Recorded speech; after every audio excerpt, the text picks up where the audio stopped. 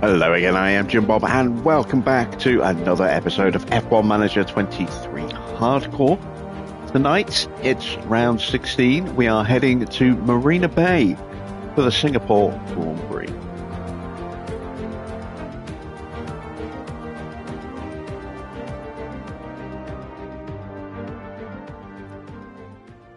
And we are putting the final upgrades of the season onto the car tonight. So, our final two projects, a rear wing and a suspension, sorry, a front wing and a suspension, are now both on the car and ready to go.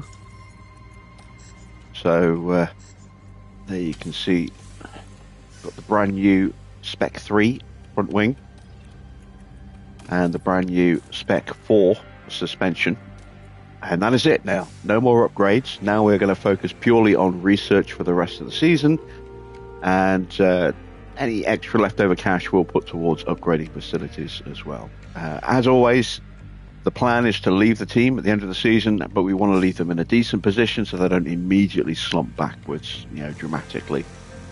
So we'll see what we can do to leave them in a strong position. Let's take a quick look and see what our cars actually look like against the competition now that we've got those new parts on. Pretty good. Our speed has improved again. We're now 4th in terms of top speed. And that extra downforce has helped counteract the potential of other upgrades from other teams. So we're sitting 3rd, 2nd and 2nd now in the low, medium and high. That's very nice. 5th in dirty air. Also very important. Our brake cooling is now looking pretty good as well. 7th in brake cooling. So that front wing has done a really good job for us. And as well as the suspension. Both of those, focus on cooling brakes. So by being able to strip a bit of extra drag out on the suspension as well, we have managed to just boost that top speed slightly. So I'm very happy with where the car sits in terms of the rankings. And let's see if we can convert on paper performance into real performance here on the streets of Singapore. Let's take a look at our objectives for tonight. The incentive is to get both cars into Q2, so a little bit more of a demand this time. It's been one car in the top 15 for the last few races. We will go both cars into the top 10, both cars into Q3. There we go. Fastest laps, the incentive, we'll try and get that. And then we'll try and get both cars to finish in the top 8 tonight. And then we're halfway through our finish position streak. 1 in the top 15 for 2 races. Very, very simple, very easy. Should have no issues with that at all. And we are 1 down on our new quali streak of 2 in the top 10 for 5 races. So let's see if we can get that pushed along a little bit more tonight as well. That's worth 3.8 million, that streak. Really want to get that one done. Right, let's head to Singapore.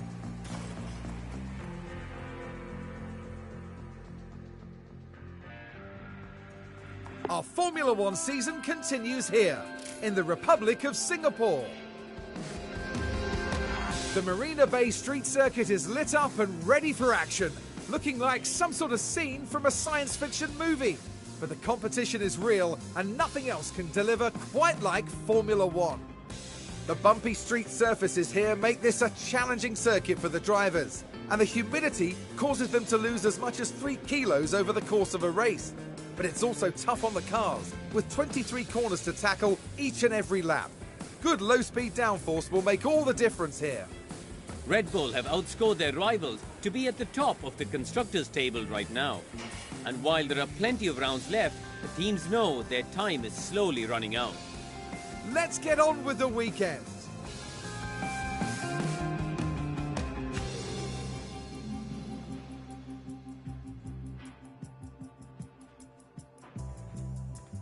Evening, Victor. Good to see you guys. Right, let's get our cars on track nice and quickly. So we'll start off by putting out the good parts and putting in some older parts for practice.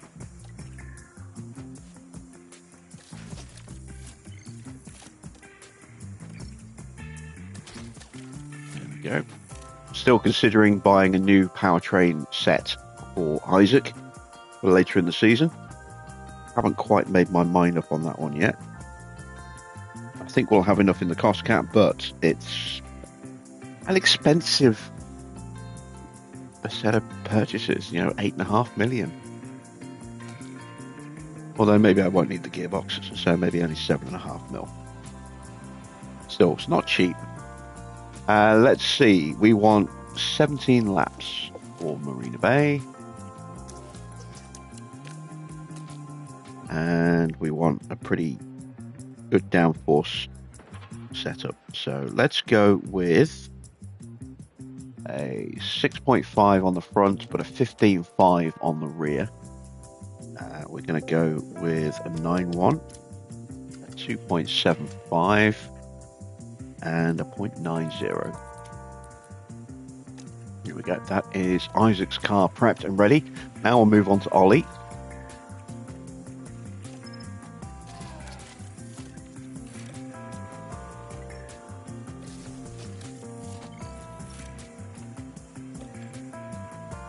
We'll have to go with that gearbox. I think we've killed the other two. Again, we want 17 laps. Drop those settings down, and now we'll go for a little bit of a different setup on this one. So we'll go with an 8.5 on the front, a 15.5 on the rear.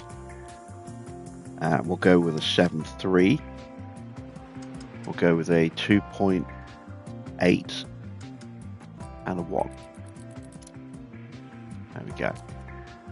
And we are ready to send them out. Evening, Dino.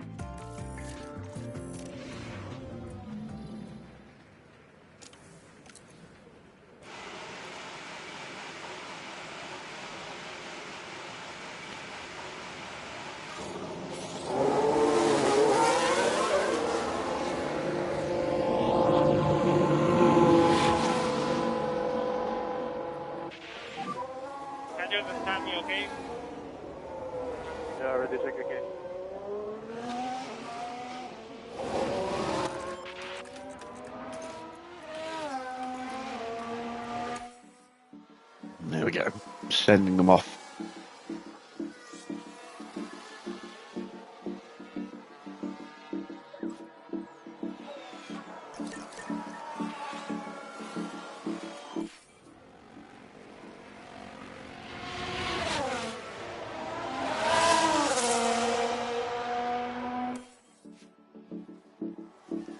Starting to get a little antsy. Waiting for news on, or more news on F1 Manager 24. I know it's going to be the last Wednesday of every month going forward until release. But I want more information. I want to know. I want to see more of the features. I want a release date and a release price. I want to know how much it's going to cost me and when it's going to cost me. I really hope it's not going to be another £45-50 game. Really hope they dial that price back a little bit.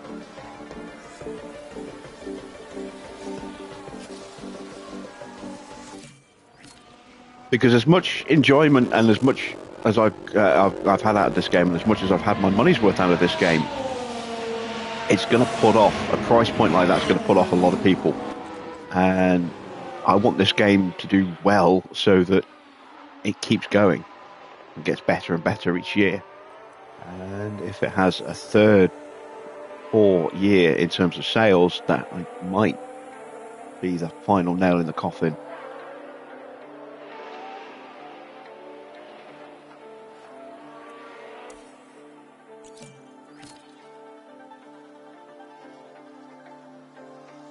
All right, 79 and 86. There's definitely work to do there. And not insubstantial work as well. It's going to take a fair bit of tinkering, that. Are you happy with the car? I'm happy with this one. Yeah, copy that, copy that.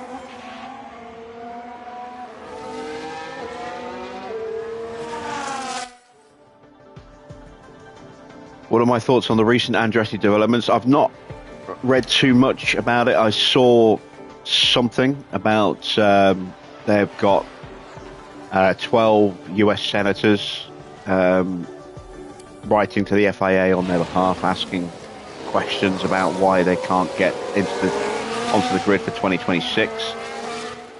Beyond that, I don't really know anything. I need to sit down and have a proper read later.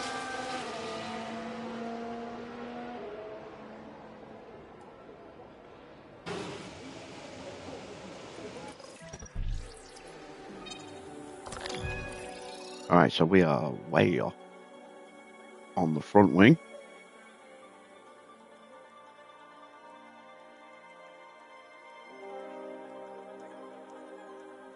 I'm going to take that down to a 7.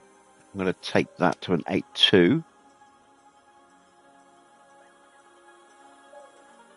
And I'm going to leave everything else as is. See how that works.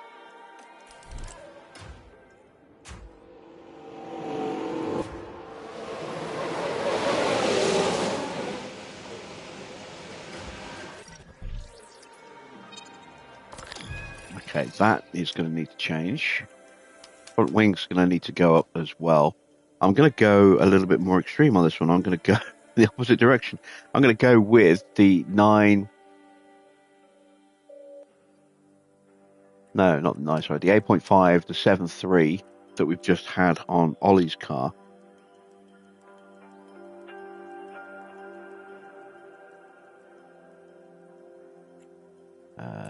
Push that to a 1. Go to a 2.8. Yeah, let's go with that. Dina says, I always wait for the game to go on sale on the PS Store before buying. Well, this is my point.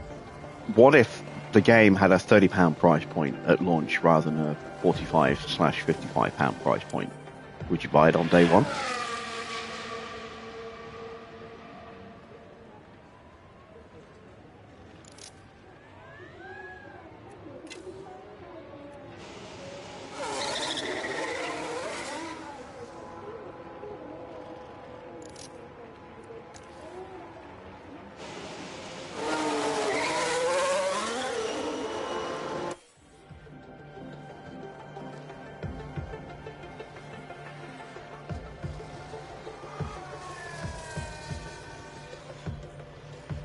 You'd definitely be more likely to. Exactly. This is the thing. You know, a high price point definitely put people off. I mean, the game was, what, £40 when it released? I think it was either 35 or 45. Sorry, 35 or 40 when it first released. I can't remember the first game. The second game was 50.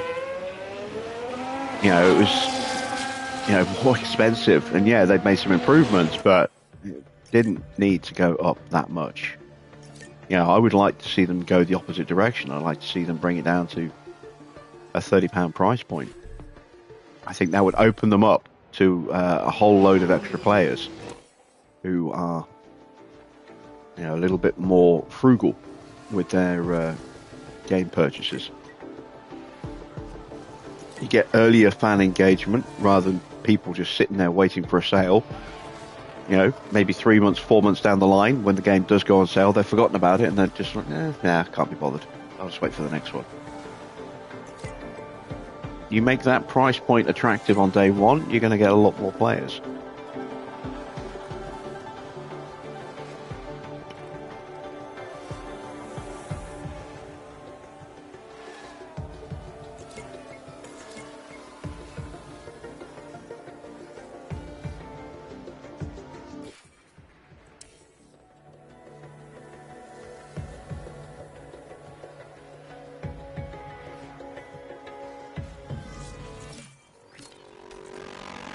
All right, well, there we go. That was definitely the right move with Isaac, putting Ollie's setup onto Isaac's car. That has absolutely worked. Just need to see what happens to Ollie. And that's worked as well. Beautiful. So, first practice is coming to a close, and both of our cars are already exactly where they need to be. We can now just focus on track knowledge and car part knowledge, the latter of which will not hit 100 tonight, but we'll get them close, ready for when we go to Suzuka tomorrow.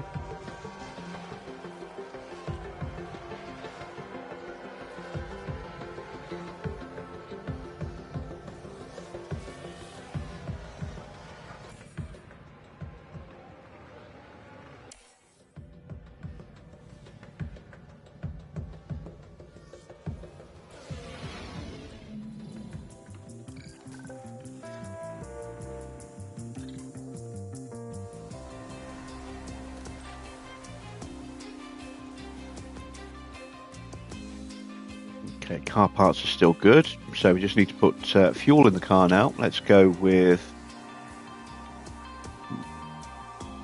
26 laps of fuel.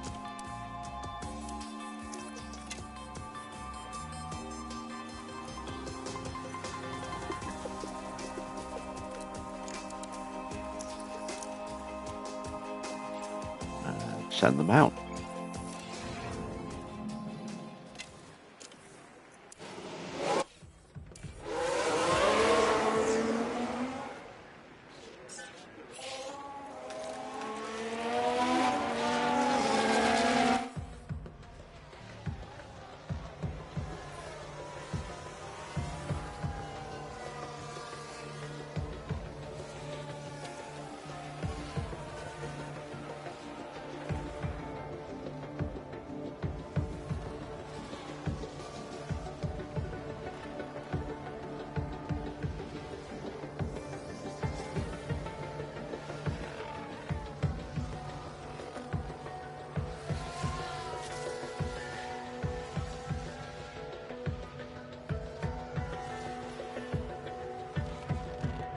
AlphaTauri is looking strong again here tonight.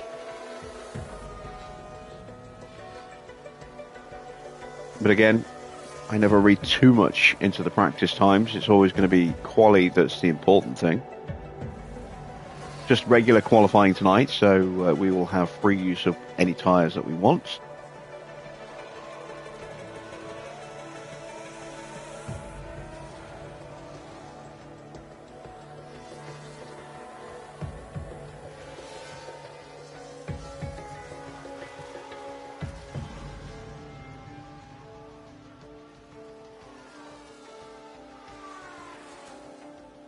Stroll is looking very slow. Why is he looking so slow? I mean, he's probably on the hards. Yes, he's on the hards, but even so, that is very slow. He's not running in dirty air either. He's on his own, clear track. And he is a second slower than Carlos Sainz on tyres that are at the same level of wear rate. He's picking up a bit of speed now, but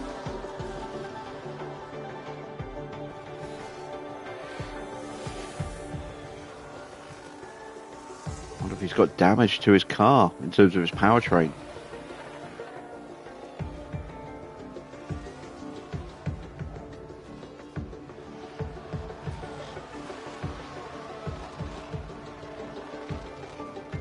I think he's currently 19th out of 20 in the Drivers' Championship, not having a good season.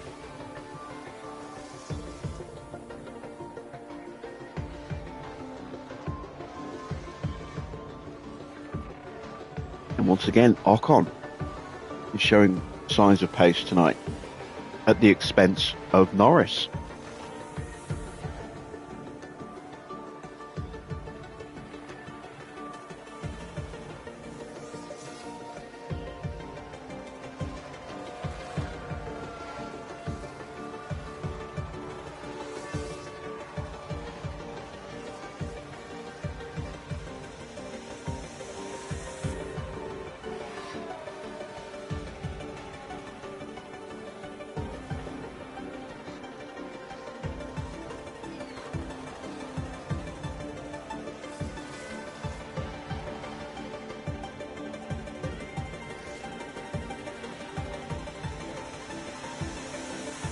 So I've just counted ahead in my head, and our season is due to finish on Friday next week.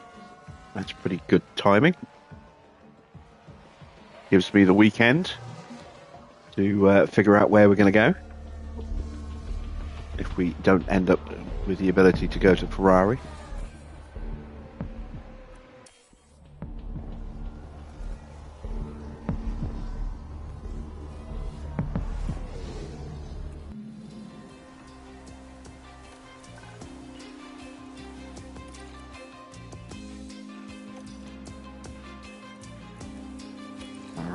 Tyres do I want? We'll use the soft tyres in the session. We'll go with 24 laps of fuel.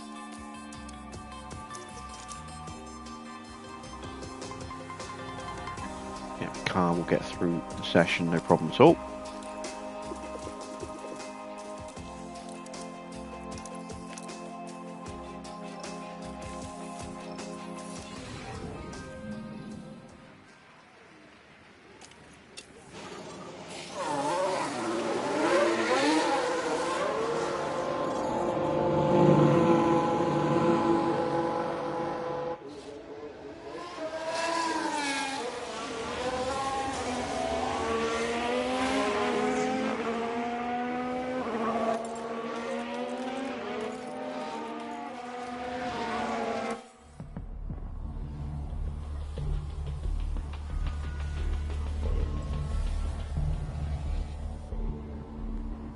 See what we can get our car part knowledge up to.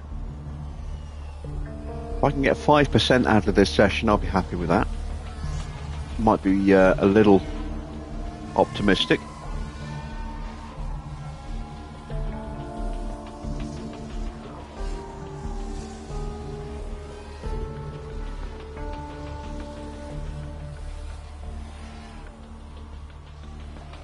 But we came in around, what, 73%, I think.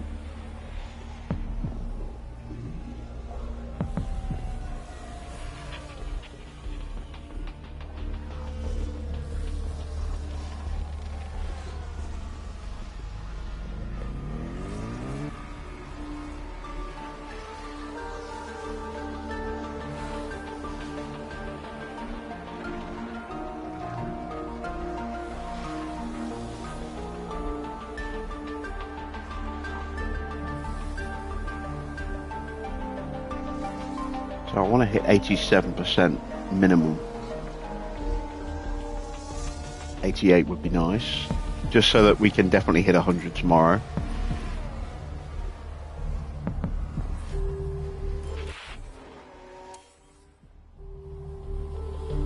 There is 87.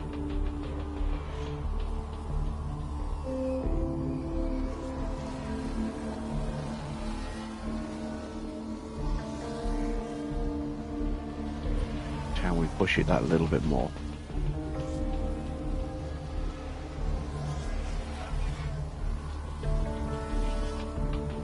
Could call them in, but I'm just going to let them finish the run. There we go, actually 88, that's good. We'll call them in now. So, we've made up 15% tonight, only 12% to go. So we should be able to clear that tomorrow during practice at Suzuka. Evening, Paul.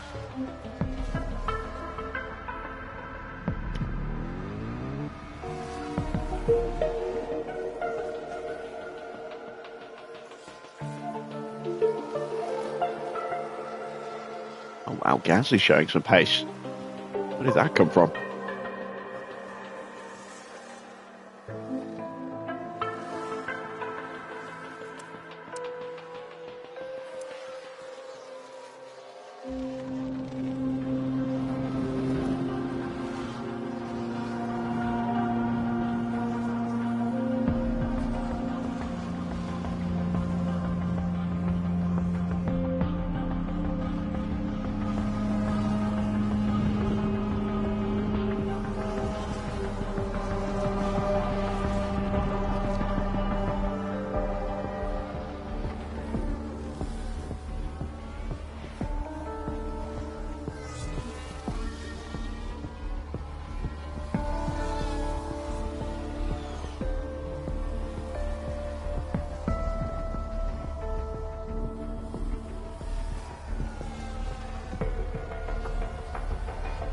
Alright, practice just about done.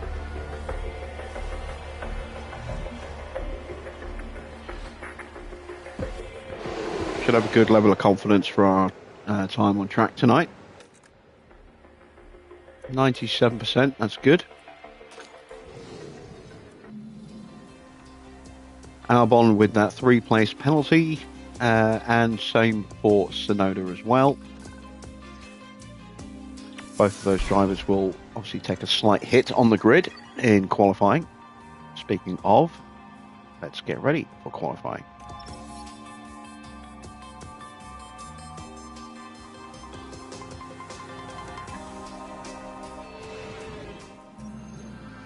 Welcome everyone to qualifying. This should be a good one.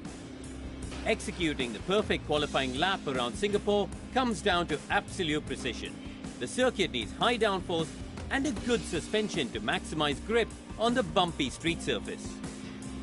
I'd say they'll be feeling all right. If you were to compare them with their teammate, they're coming out on top and they're showing their worth.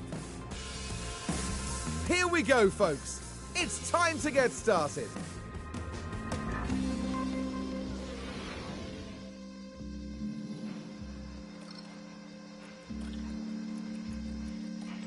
Okay then. 66% engine will be fine for this track, I think. We'll go with the 89% ERS, 77% gearbox. That's Isaac set and prepped. Ollie will be running his 82% engine. His 50% ERS. And an 80% gearbox. There we go. You know, looking at this with 7 rounds after this one, we might not need to buy anything extra for Isaac engine-wise. We might need to buy him a new ERS. We'll see how that goes. But yeah, that'll help keep the costs down. Evening refill.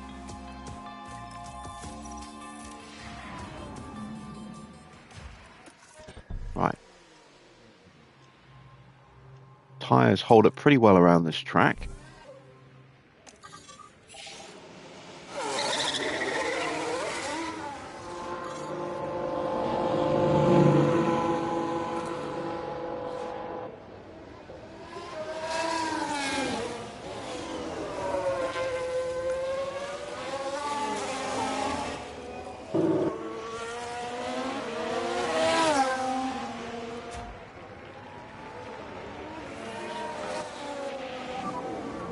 Just try to work as much as you can on tires, as much as you can on tires.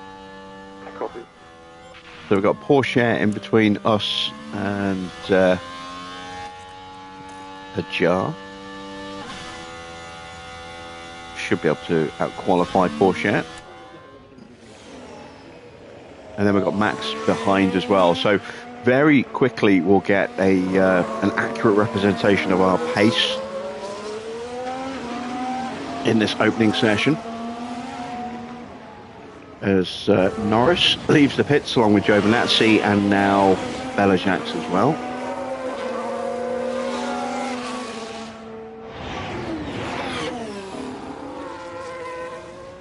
Mercedes is still a possible alternative for us for next season if Ferrari still want more than we can offer in terms of managerial rating. But I really, really want to go to Ferrari.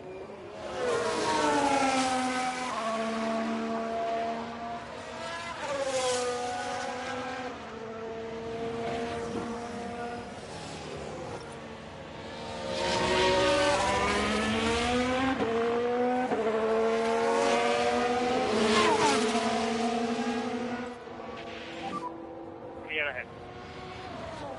Go for it. Alright, we've got Zhou popping out of the garage.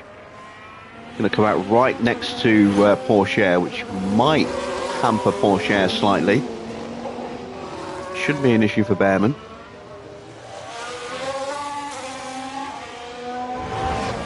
We'll get him on this DRS straight.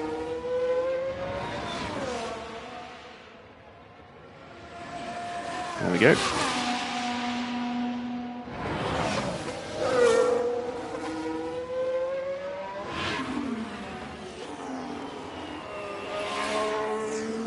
Starting to get a little crowded on the track. Both of the Astons are out now, as well as Tsunoda's Alpine as well.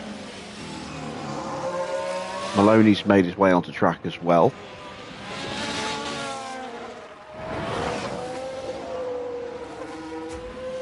Make sure Isaac doesn't get held up here by Gasly.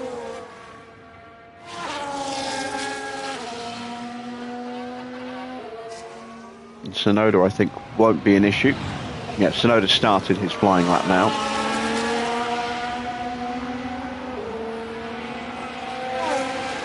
Like Porsche might have gone quickest in the middle sector there. Isaac tops the times with the 1:22.26.6. Porsche half a second slower, and Behrman is nearly 4/10 quicker than Isaac. And then Max goes 2/10 quicker. So not a great first run for Hajar. 6/10 off. Behrman within 2/10.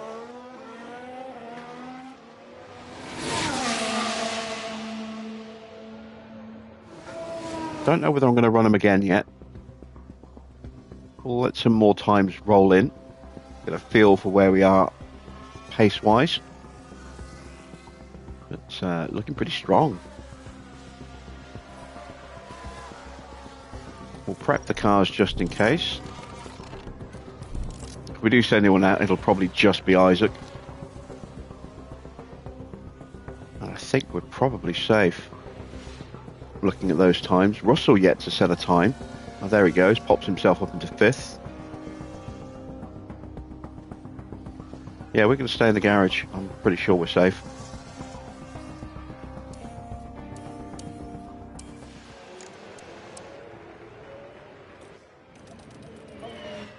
So, can Alex Albon get himself out of the drop zone?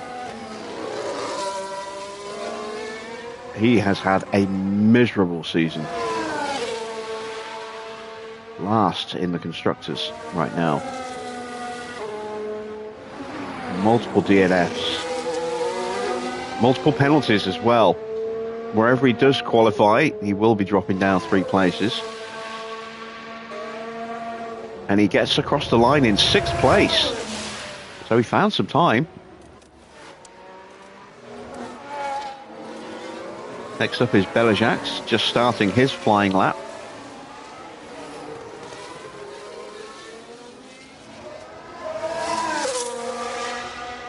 Rookie drivers had an interesting season. He had moments where he's looked decent. He's also had a lot of races where he's looked very, average, or even below average.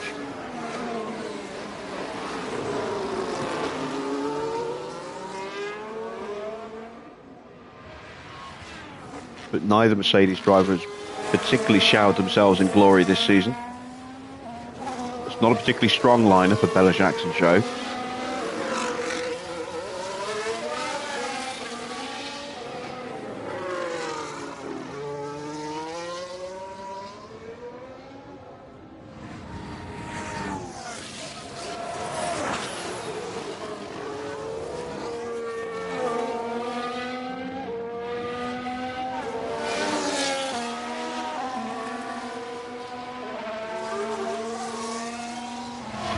Looks like he's had a clean lap.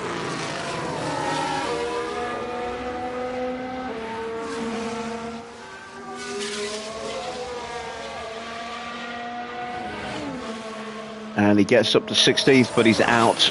He's not going to make it through. Here comes Giovinazzi.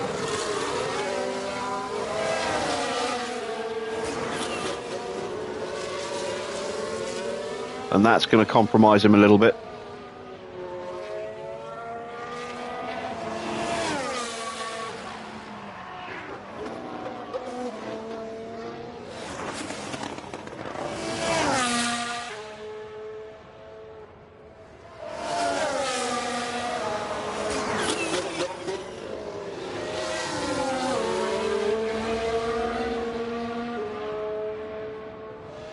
Albon still all the way up in 6th place. Giovinazzi is through temporarily, but Tsunoda is on a flying lap and could improve. Plus, Zhou, Gasly and Sainz all looking to improve as well. So, Giovinazzi is not safe yet. Stroll has set his time, so he is at risk of being knocked out. He is the car at risk at the moment. Maloney is out.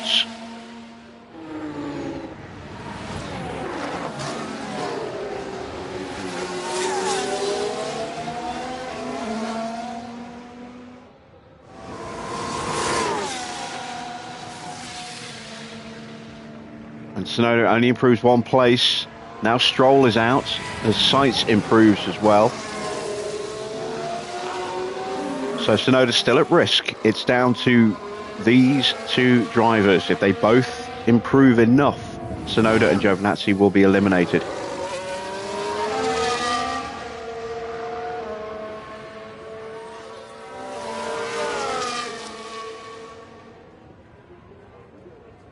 And Gasly is comfortably through. That puts Giovinazzi out, so it's down to Zhou.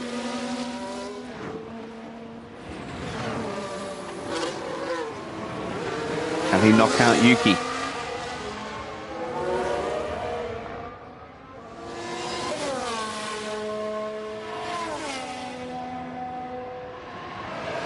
No, he stays slowest. Wow, look at that. Bella-Jacques and Zhou last on the grid. I don't know if Zhou got held up. Very rare for him to be out qualified by his teammate there. So we are losing a Ferrari, both Mercedes, a Haas and a Williams in Q1.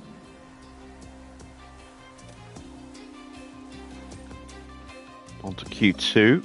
We are probably going to have to run 2 laps this time.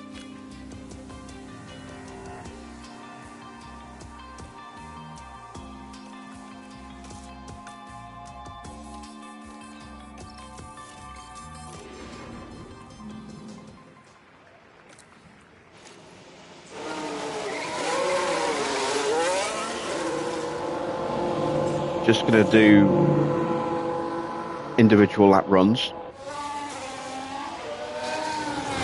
We've got Leclerc following us out, so once again we'll get an immediate comparison against Red Bull's pace.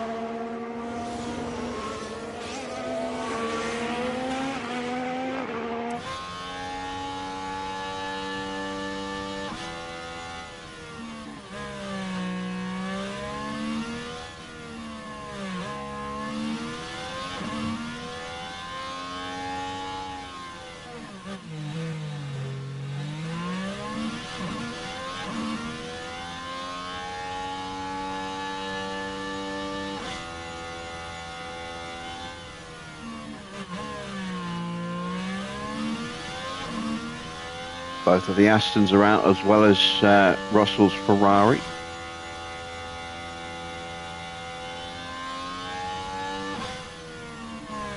We might wait Aston, but the other one will be fine. And off we go.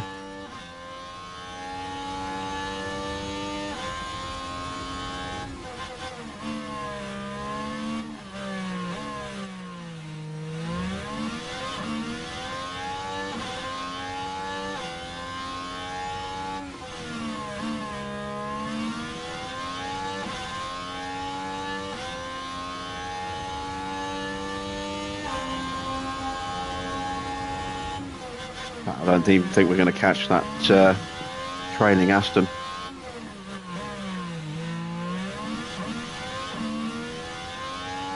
So again, Behrman is quicker in the first sector.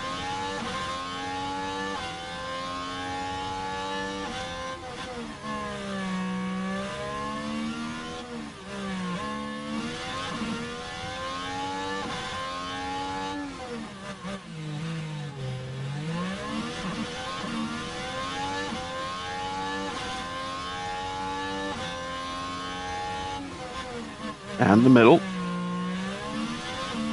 And so far we are quicker than Leclerc as well.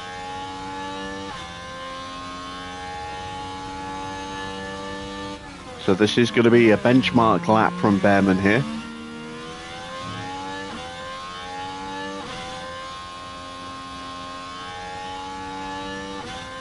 That's a 1:26.2.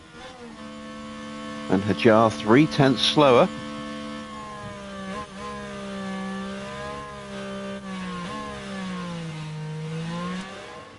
And Leclerc splits the cars.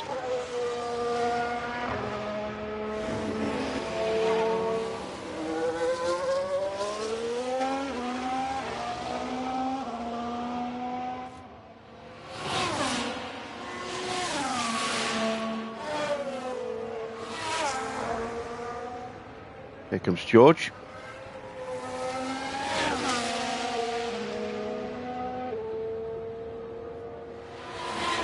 It's a pretty competitive time. Gasly just a fraction quicker.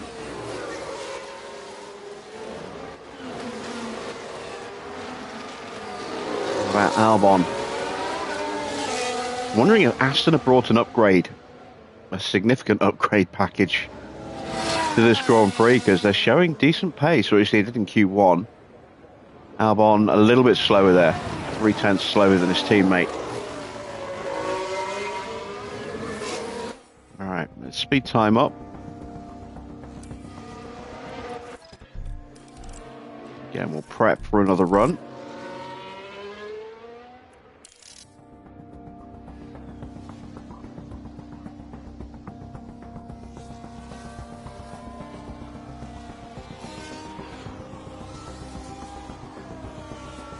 Now Max goes top.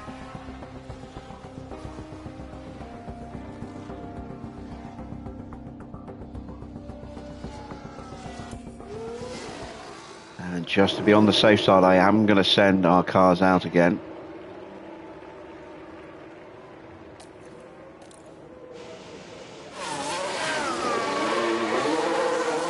We'll try and give Ollie a slipstream just to help him out, but with quicker cars coming through, I don't know if we'll actually be able to stay close enough.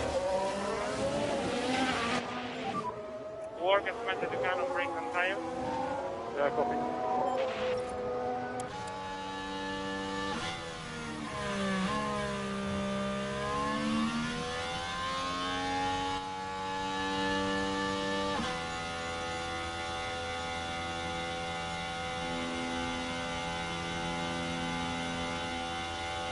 So far so good. That is, I think, Schumacher and Gasly behind us, both of which are on in-laps now.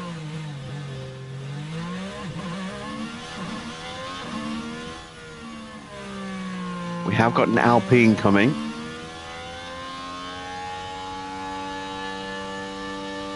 Which is Sonoda, because it's... Oh no, it could be Sainz. No, Sainz is on an outlap, so it's going to be Sonoda then. But he is still a little way off, so we might not be compromised on the approach to the end by him.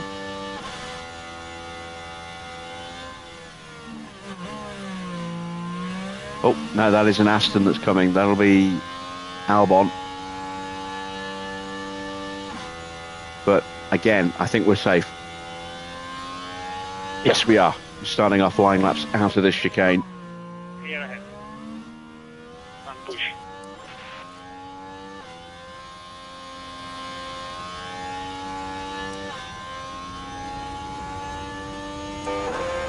Let's ride in cockpit view with the helmet cam.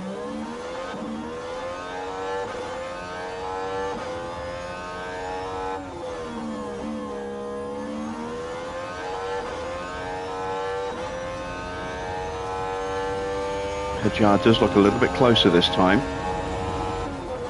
And there you go, it goes purple in the first.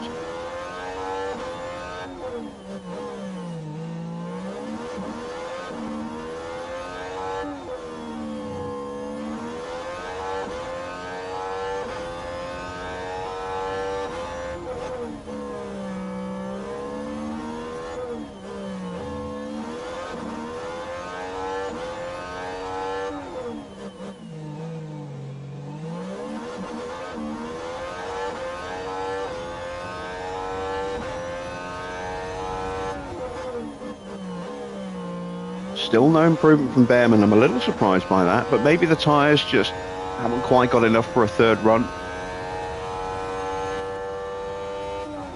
Hajar's getting the benefit of that slipstream quite nicely though. This could put him top, or at least close to top.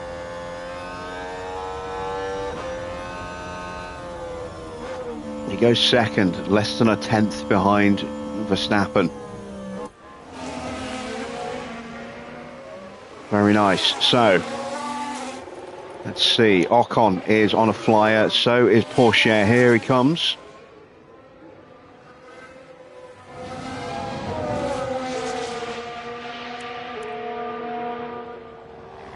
Porsche gets through, which means it's Russell at risk.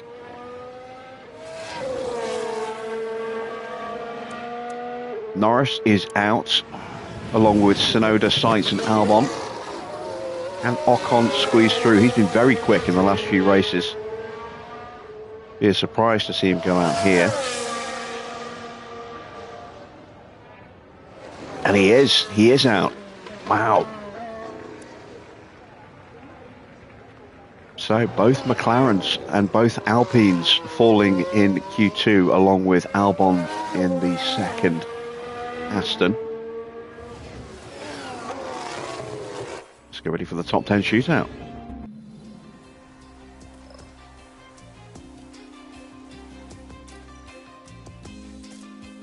And do one lap on these tyres and then one lap on the other tyres.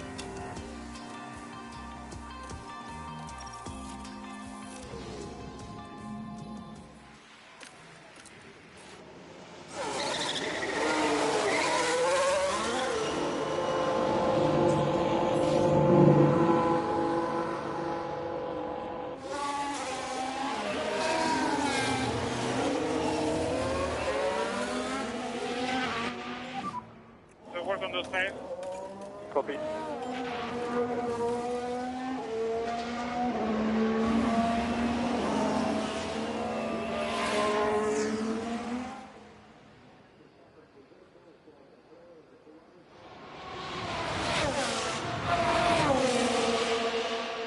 little bit of synchronized weaving for a second then. Both Red Bulls are coming out.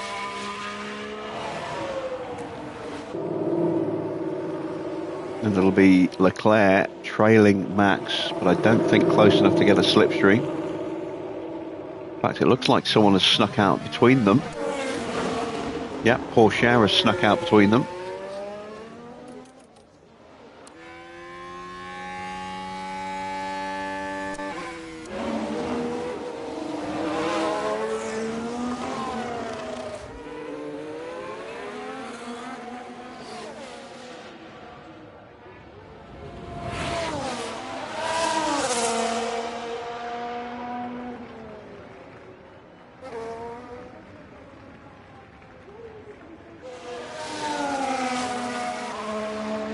We've got Russell popping out the garage now. That's potentially going to cause a problem.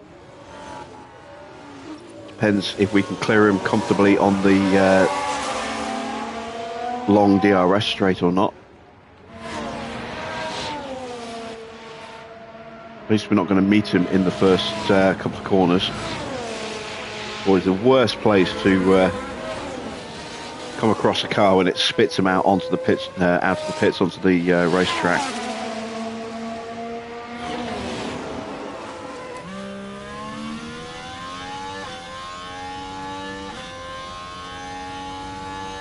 Damn it, we're not going to clear him.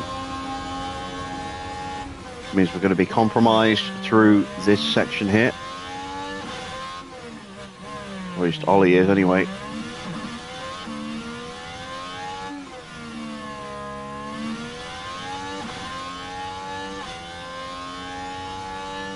Looks like he got away with that.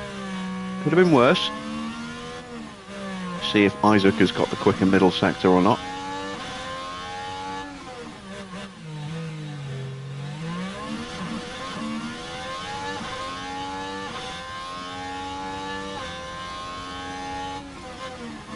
Yeah, looks like Ollie did get away with it. So Bema's going to go top. Isaac's going to go second. At least temporarily until the Red Bulls come through.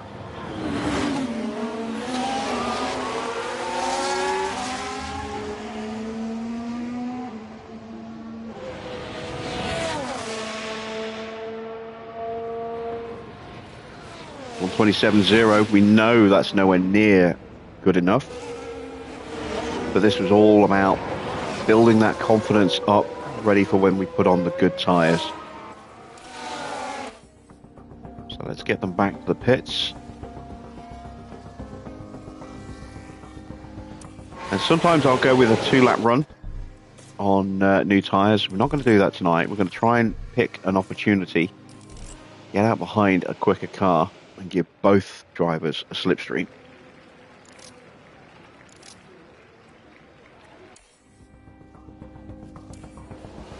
So we'll keep an eye on the Red Bull garage. If we can get out behind Max, that would be ideal.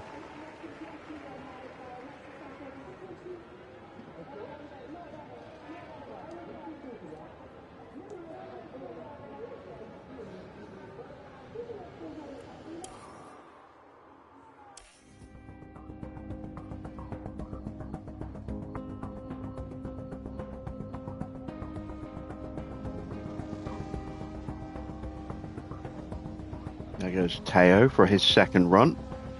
He's gone early.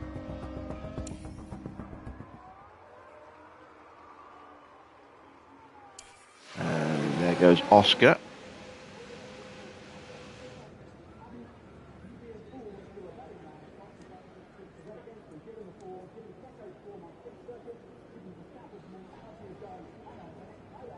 Who's going to blink first?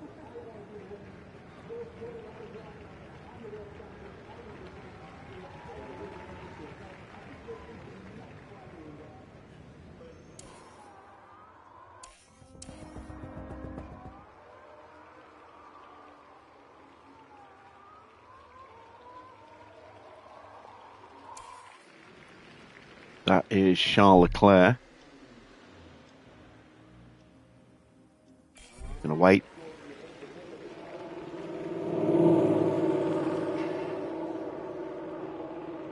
Simply because Porsche is just about to come through. There goes George. And Schumacher.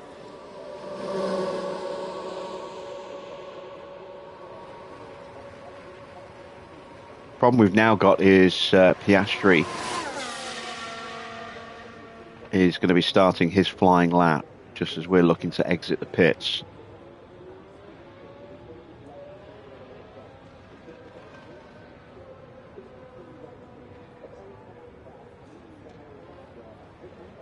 Still no movement from Max. There is Max.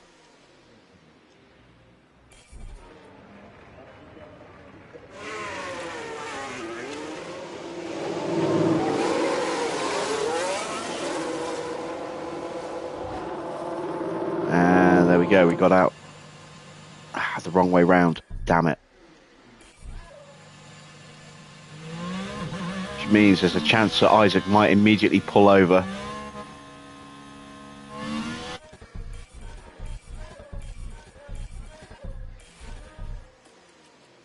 Hopefully he doesn't. He did, damn it. So we just lost the slipstream.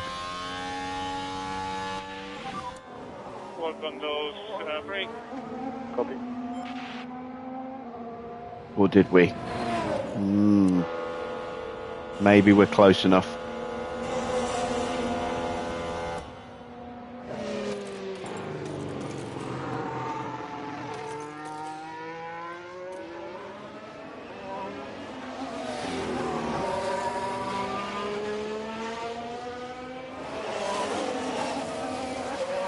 Need a very good run here.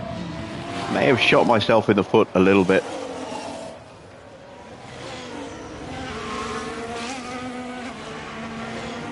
We're a long way off anywhere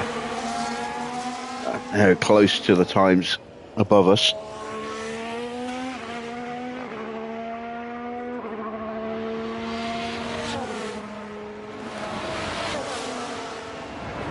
So Hajar's tyres have warmed up nicely. So have Behrman's now. That's good.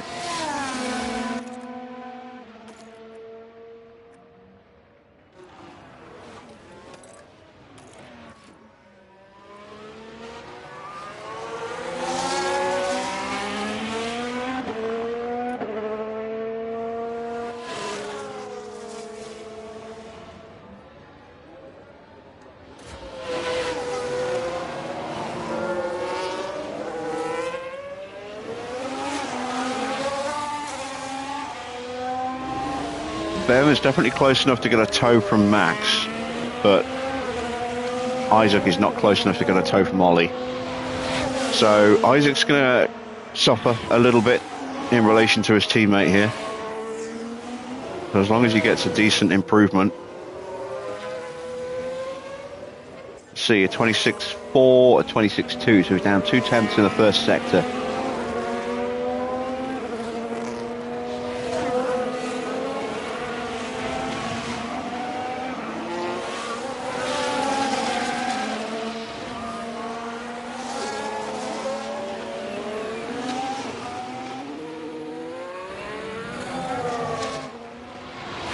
Little split coming. 35.7. 36.0. It's another 3/10. So down about half a second at the moment. Although this is a pole lap here. Schumacher's currently top.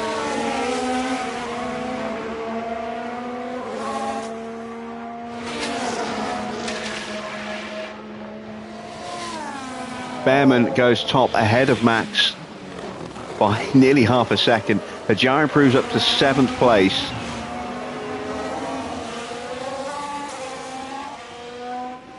That's not too bad. So there is the top 10. And there you see Tsunoda and Albon with their penalties. So Tsunoda will start in 15th place. Albon will start in 18th.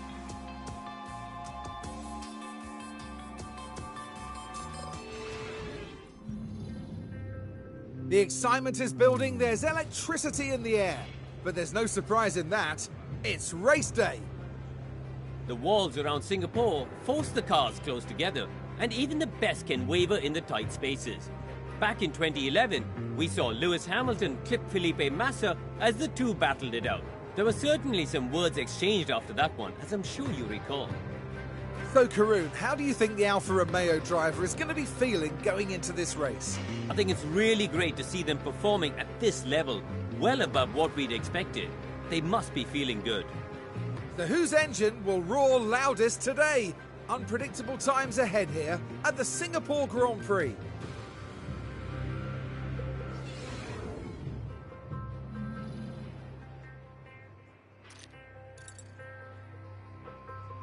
So we have achieved our goals with the sponsors there. Not going to go for the guarantee again tonight. We will go with a 2-stop soft, medium, soft. It's definitely a race where safety cars do happen. Go with 2 laps under fueled here.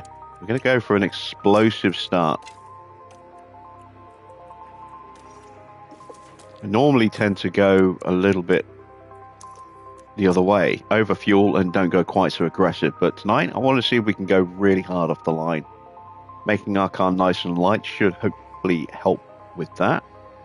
At the very least, I'd like to try and break Behrman away, and if we can move Isaac up a couple of places, all the better. Right, let's head to the grid for the Singapore Grand Prix. Final checks have been carried out on the grid, and it won't be long until we get underway. Alfa Romeo's driver focused on the race ahead. They've got a fantastic opportunity starting on pole, but can they carry it through to the end? But just what will happen here, your guess is as good as mine.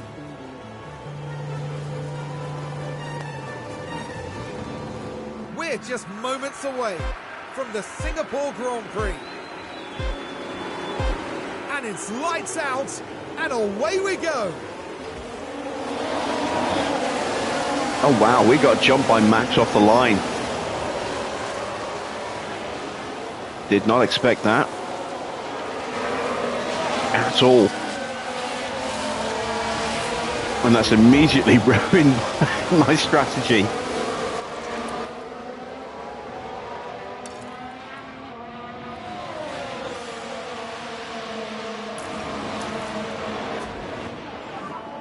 Hajar hasn't improved either. In fact, Hajar's looking like he's about to go backwards.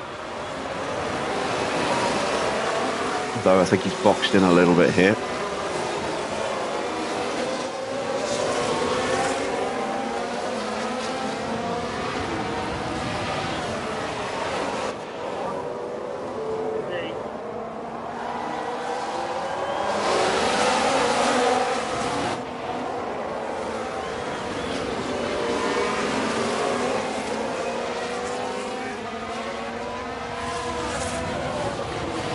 And there we do, get the position back. So we haven't been able to make up the place that I was hoping to make up.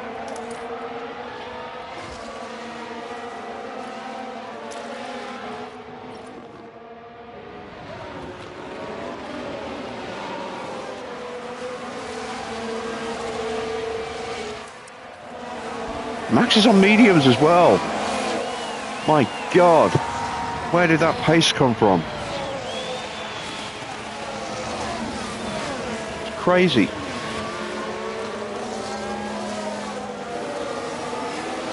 Right, we're going to be up against it if Max has got that kind of pace on mediums. We're going to be really up against it.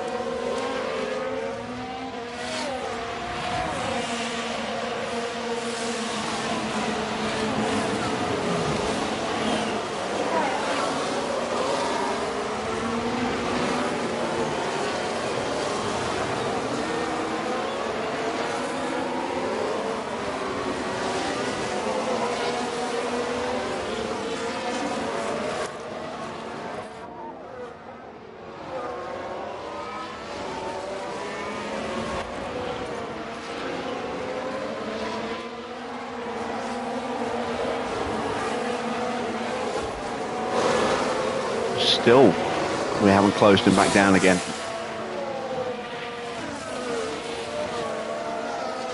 Although now it looks like we're starting to.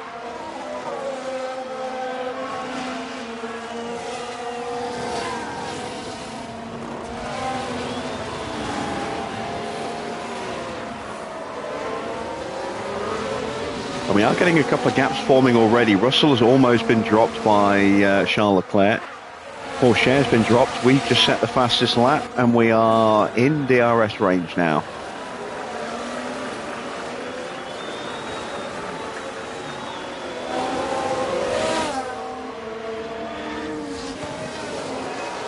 And so is Isaac.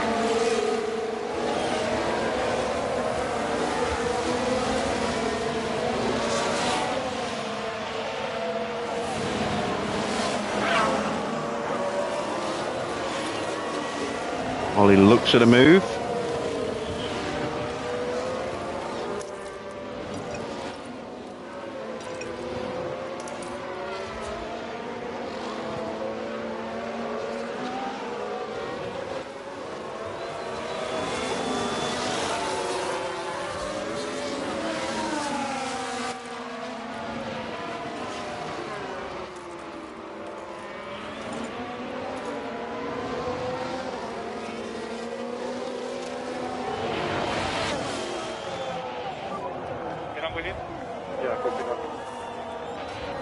That Red Bull is quick.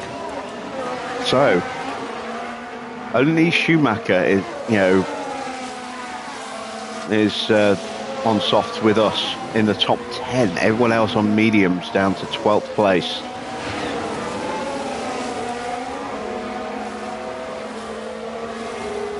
So, we're kind of on the back foot a little bit with strategy already.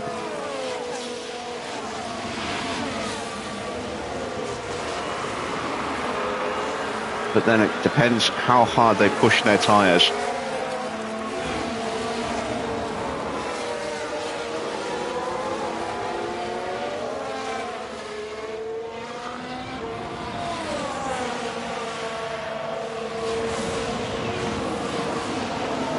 Max covers off Ollie.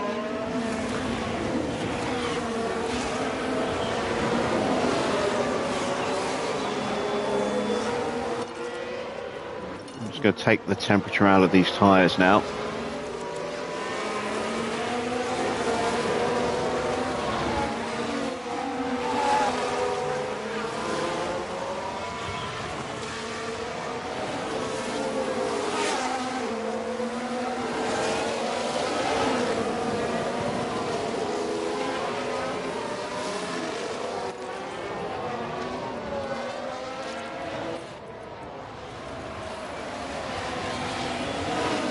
Get them just holding the racing line so we don't lose time driving defensively.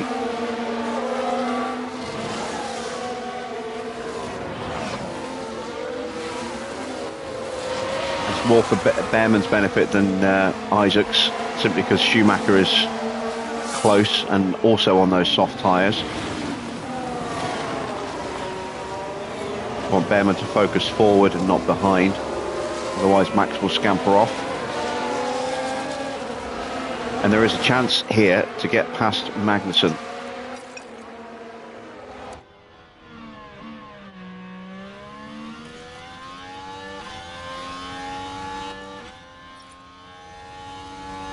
Straight up the inside there, beautiful move.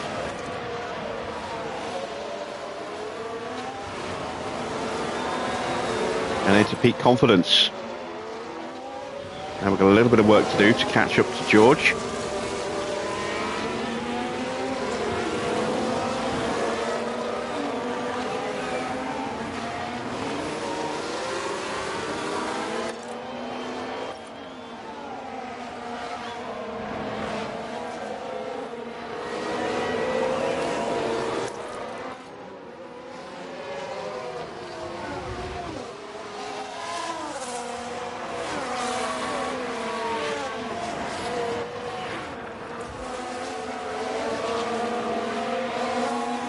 Dearly love to go into harvest mode here, but I can't with Mick so close, otherwise he'll just jump us in the braking zones, in the traction zones.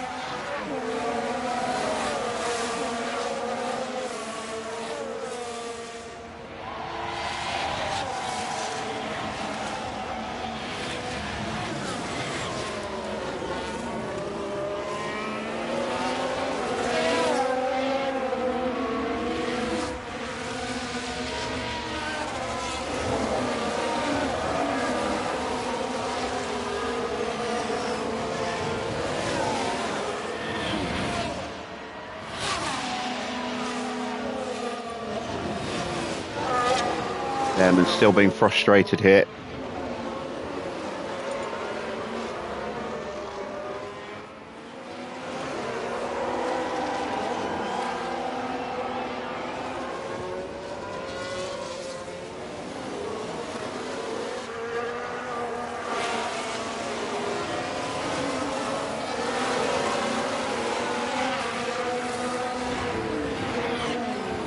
Again, we're just short of the DRS zone.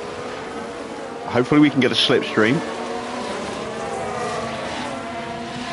Still pushing those tyres until we get into the DRS range.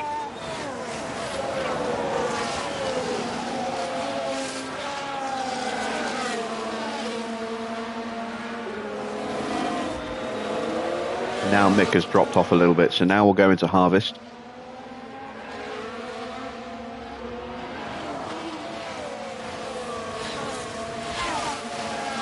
And Isaac is in range. There we go, we can cool his tyres down again.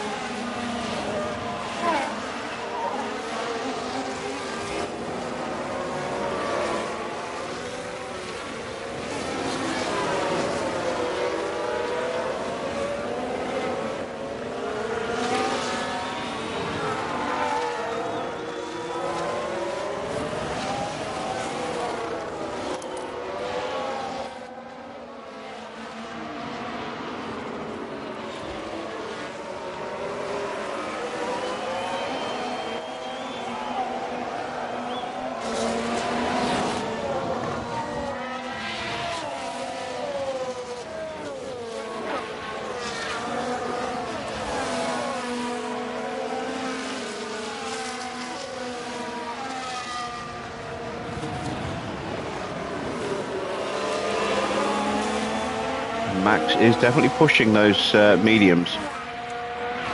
Makes me think he might be leaning towards a medium soft.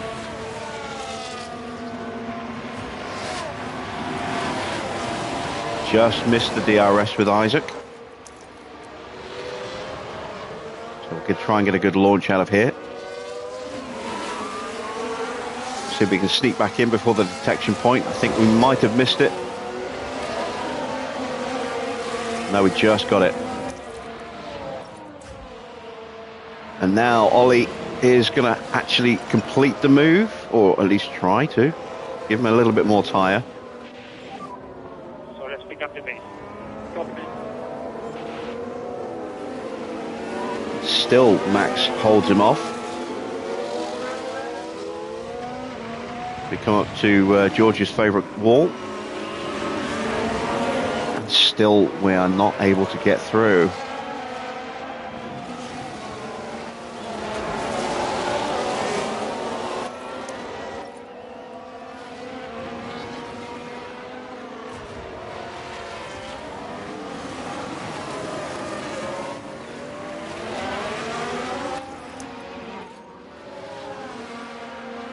Right, I want to try and sprint away from Max.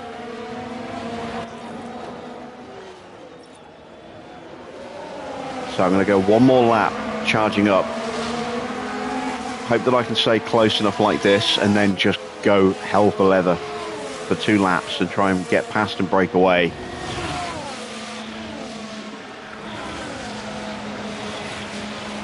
And this is where I'm going to try and make the break on the next lap. If I can get alongside or even past him into this corner here, it gives me an excellent opportunity to actually break away from him before the next DRS zone.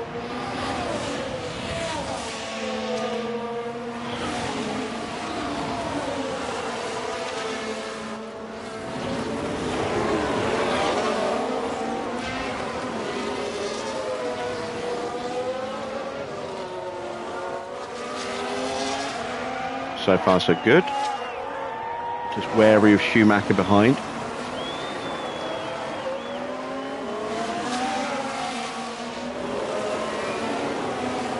Gonna need full battery to do this though, which means I have to take the risk of going into staying in harvest and not going to top up for this bit here. Does leave me open to a potential lunge. And too busy paying attention to Behrman, I missed the fact that Ollie had dropped out of range.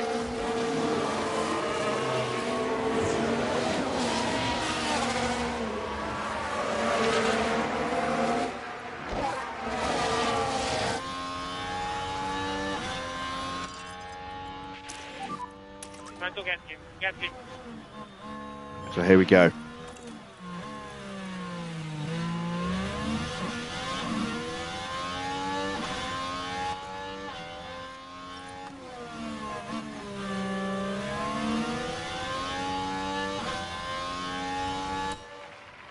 And this time we will get that move done. Confidence goes up to very high. And now we need to just push like crazy. Magnussen has got through. That's because I had left myself in a difficult position.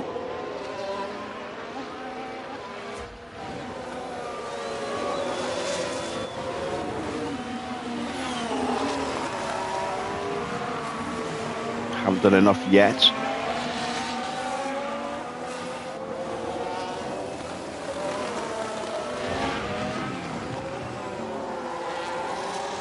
These last few corners are going to be crucial.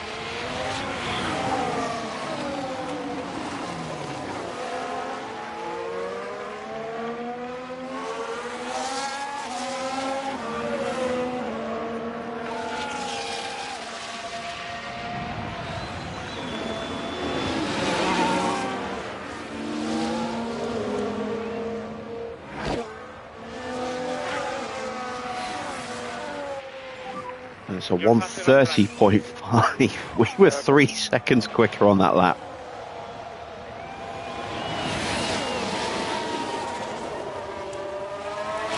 Than the lap before. I'm going to keep pushing.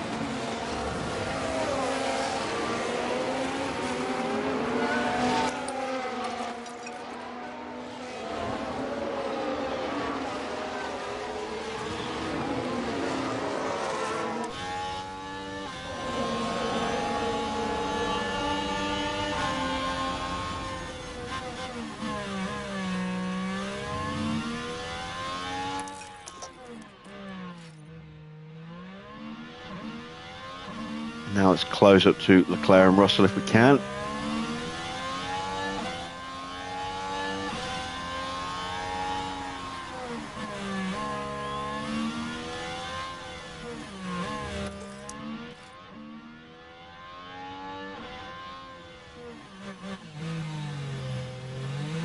He's still there and he's got the DRS on us. So we will tuck back in again.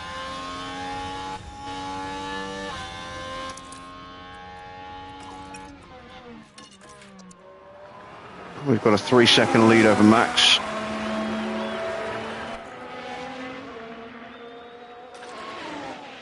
Tyre wear just a little below where I'd like it to be, but not by much.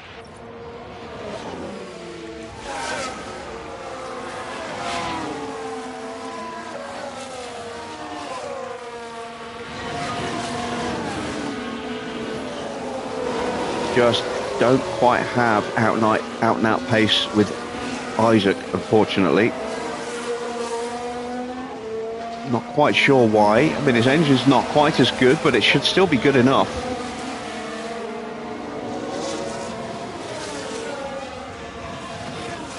But he's been 0.3 slower than Ollie all weekend.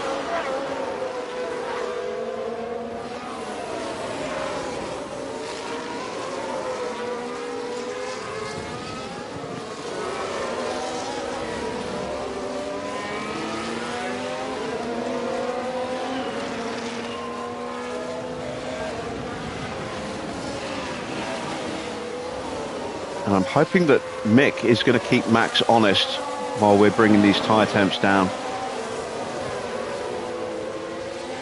And putting him under a bit of pressure. Max is still pushing those tyres hard. He's got the gap down to about 2.2 seconds, nearly 2.3.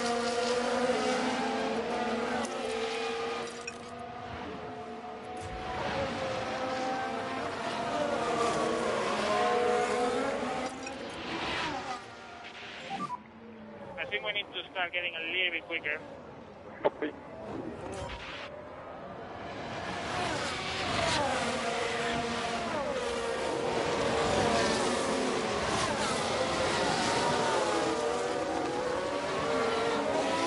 And we might have to just be patient with Isaac here.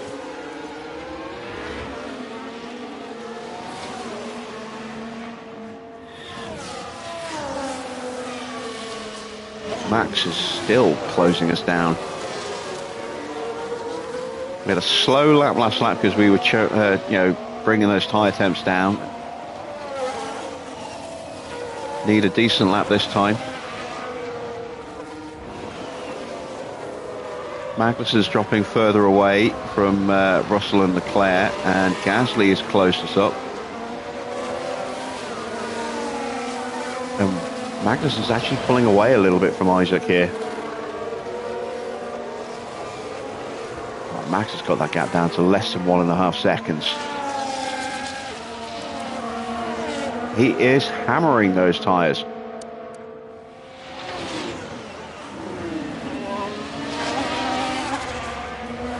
Gonna have to up my pace just to keep him at bay. Try to pick up a bit more pace.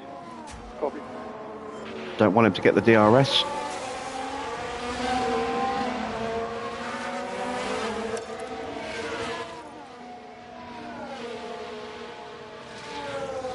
I'm going to try and punch through. See if we can get back onto Russell and Leclerc.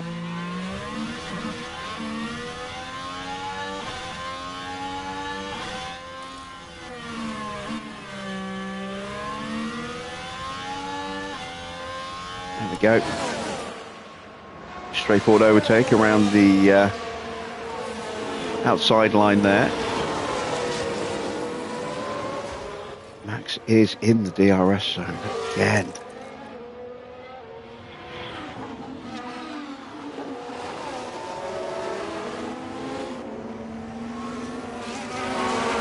I can't keep him at bay.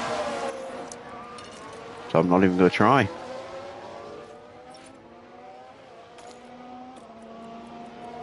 But I'm not going to just hand the place to him.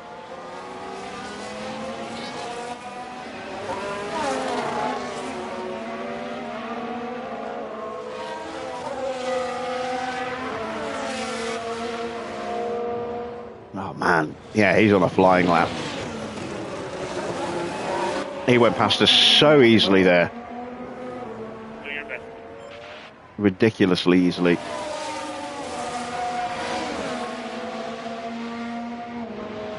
.132.0.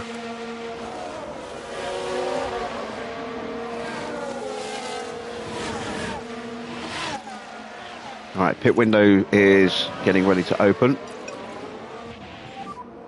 I'm trying to go faster. Copy.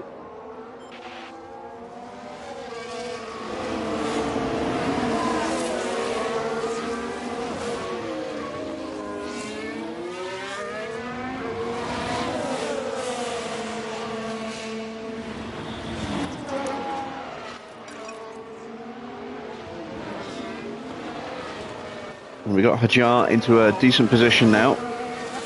Back in front of Magnussen. Tucked up nicely behind Russell and Leclerc. Gives us time to get the battery recharged, ready for the pit stops.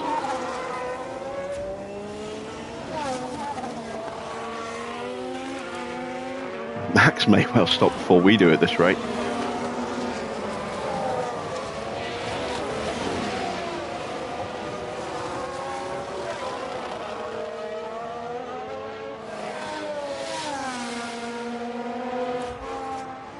Oh, god damn. Just getting caught out every time I turn around.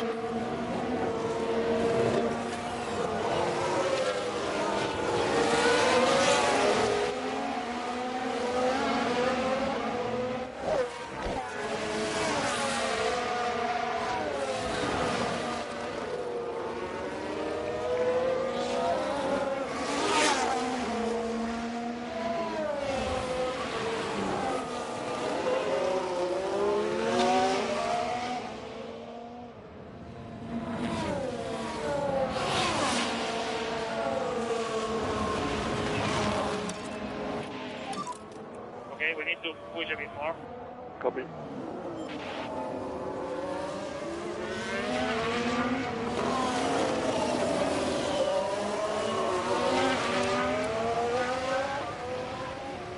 This might be a box lap for Mick behind us.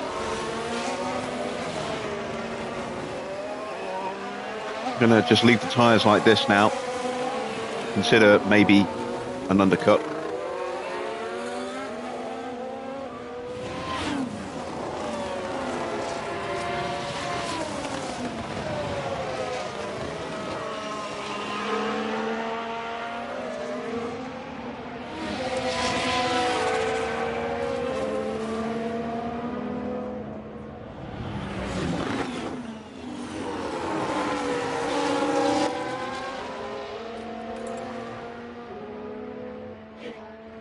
And there is Mick into the pits. So, is he going softs, mediums, or hards?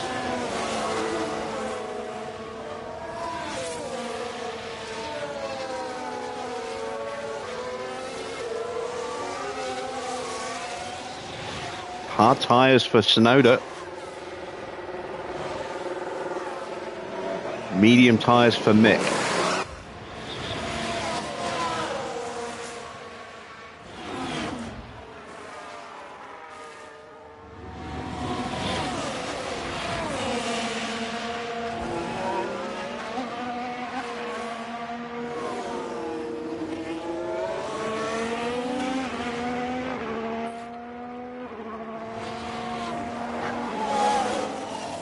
We're going to do one more lap and then we're going to box both cars on the same lap. It's a risk, but we've got a big enough gap that even with a slow stop, you know, just a typical stop, all of our stops are slow, we should still get in and out without any issues. However, if we have a mistake on our stop, that will be bad.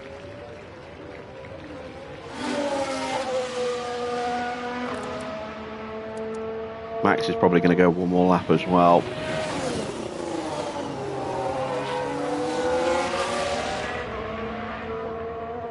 Maybe two.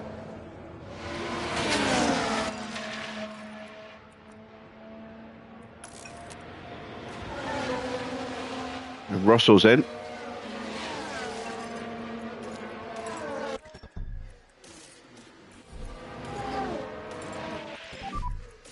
box. Copy, boss. Evening, Mr. Water.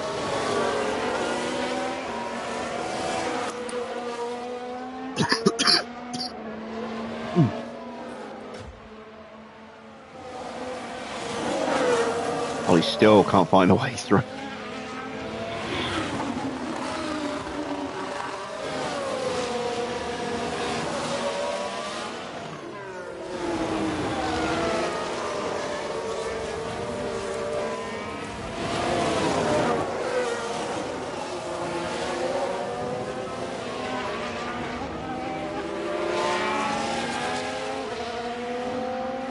Come on, this time.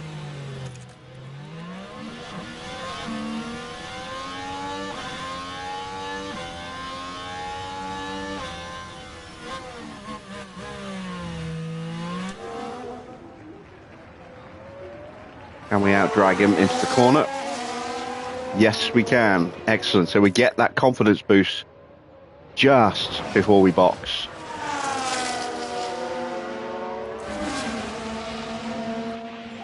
And Max does follow us in. So Max will retake the position in the pits because his stop's going to be much better than ours.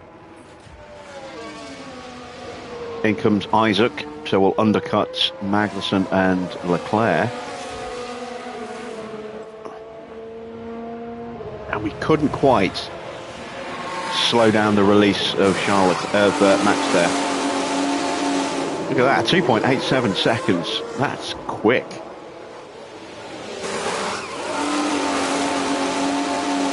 And a 3.0. Two very good stops for us there.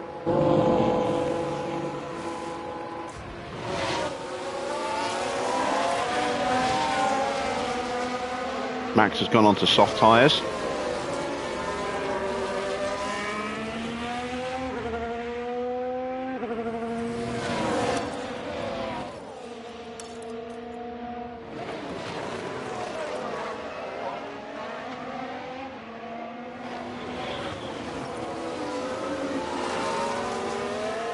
And Hajar is only 1.5 seconds behind Russell.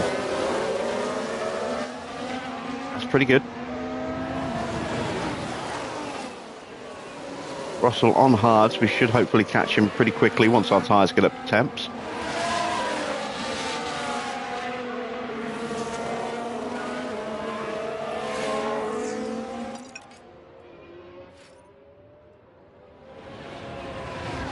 Evening, Baron.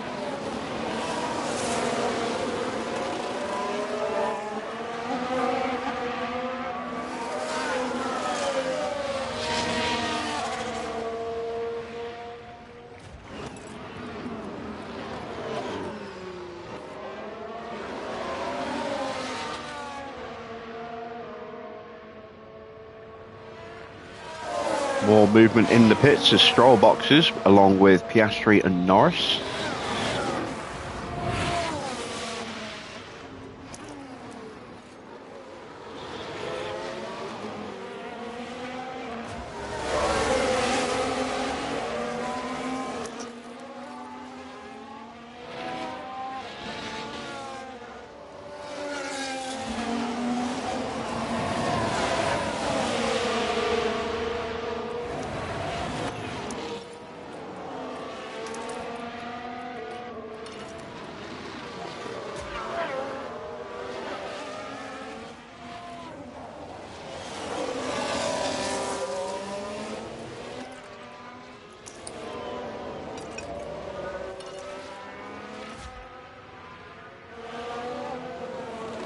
Try and save a little bit of that fuel while we're stuck going nowhere here.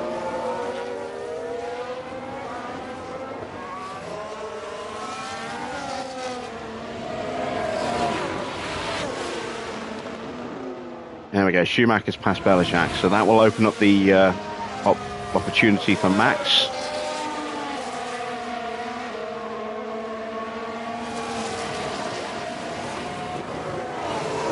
And Max has got through as well. And there goes Belichick into the pits. So Mick will be setting the pace, Max will be following. And then we'll be following Max. Mick trying to get onto Albon.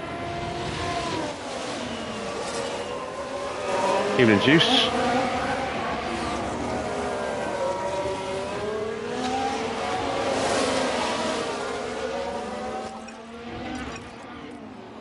And we are just dropping.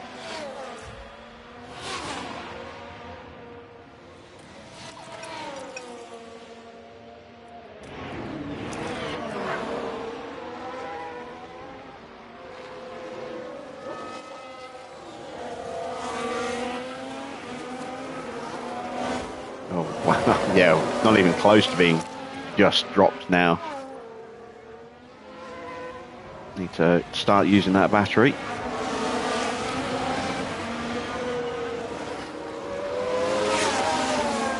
This race is not going how I thought it would. Some scary pace from Max tonight. As Magnussen boxes from the lead, we should have undercut him.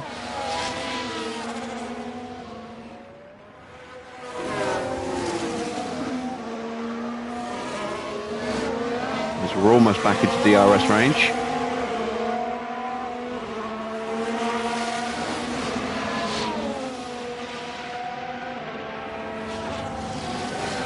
When's the new release date? We don't know yet. It hasn't been announced yet. It's one of the things I was saying earlier, is that I want to know price and date. But we might, if we're, well, hopefully we'll find that out in the April stream.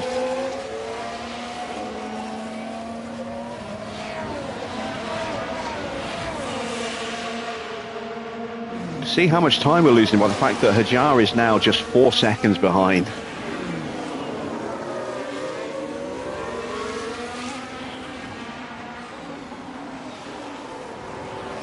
And we have to clear Albon very quickly here.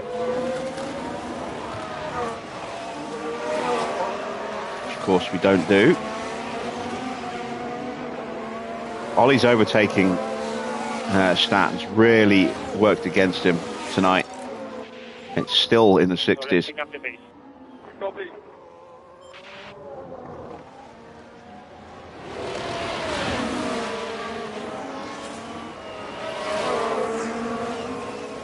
And Hajar's now just 3 seconds behind. We lost 2.5 seconds in half a lap to Verstappen and Schumacher there.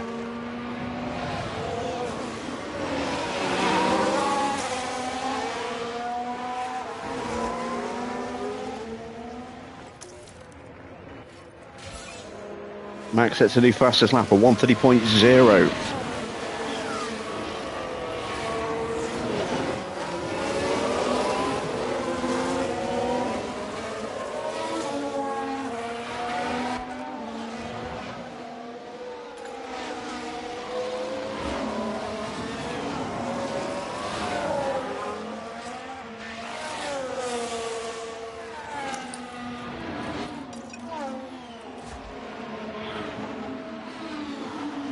We're still very underfueled at the moment.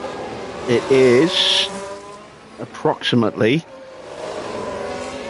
1.7 kilos for a lap of fuel, so we are about a lap and a half short at the moment.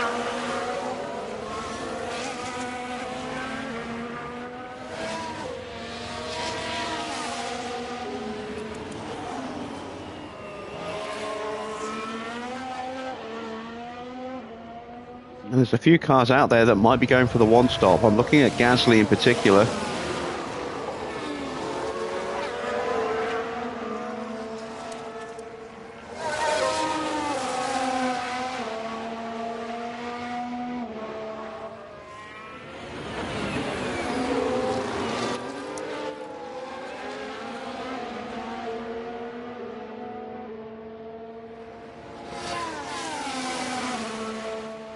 Yeah, best guess on release date, I would say end of July, based on when this game released last year. The Joe boxes from from what, 13th, 12th, something like that. You can see exactly where he was when he boxed. He is going on to mediums. So he's going to finish up on softs. We'll go medium, medium, soft.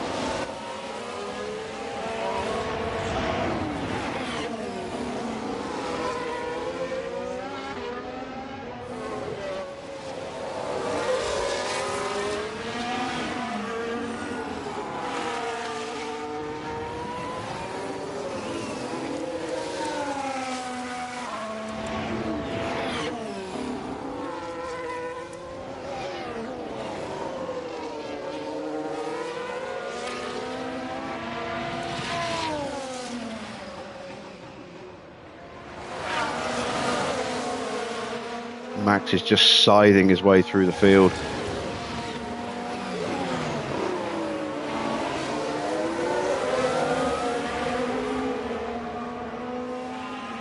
Ocon even dives out of his way after giving him the DRS. Hopefully Gasly and Maloney will slow him down, but I doubt it.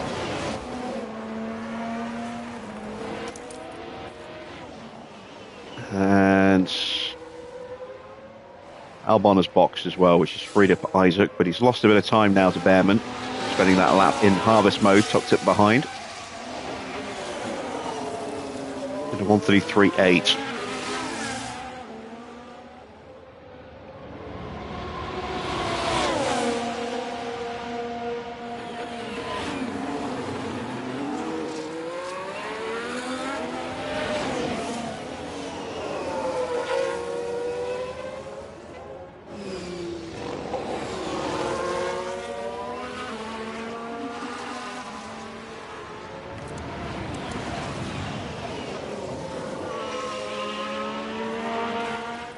Keep an eye on Max, trying to hunt down two cars in front. I'm hoping their squabbling will box him in a bit and slow him down.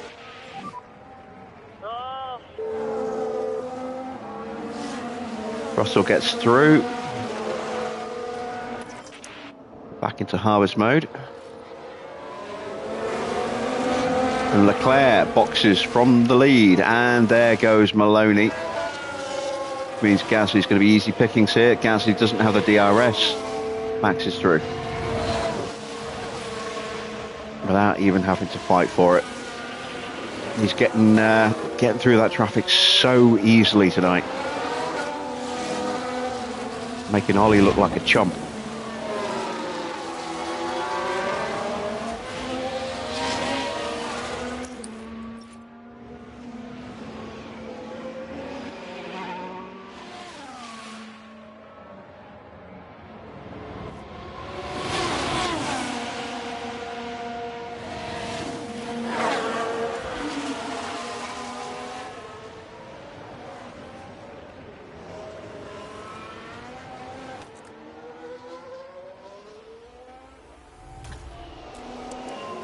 Looking at Max's tyre wear, he may well have to go mediums for his final stint. He may even have to go hards if he doesn't have another set of mediums available. Gasly's going to be boxing at the end of this lap. And I thought he might be one-stopping. If he stays out another lap, then I'm almost certain he'll one-stop. But I say that, it all depends what tyres he puts on next year. If he puts on hards, he's got a very good chance of one-stopping. Leclerc has put hards on, so he could one-stop.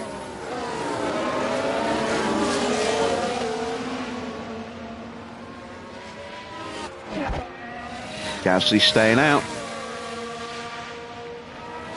And he is staying with Max as well.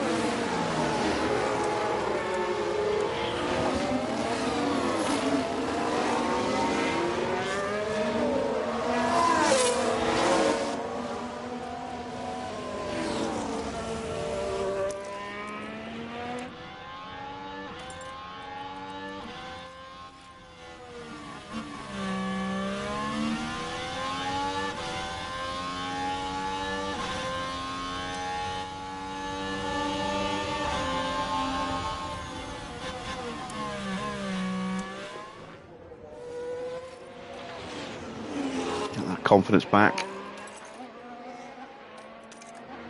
I don't think Ollie's been in peak confidence once tonight, which certainly hasn't helped. Isaac's been there once or twice, but not for too long.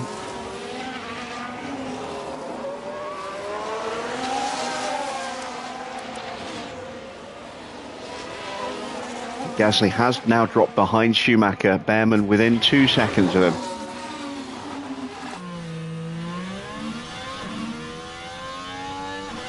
And closing quickly now that Gasly's lost the DRS. This could be the lap that Gasly boxes. Kind of hope it isn't. I hope he goes another lap, but I don't think he will. And there he goes into the pits. Let's see what tyres he puts on. There's Hajar and Russell.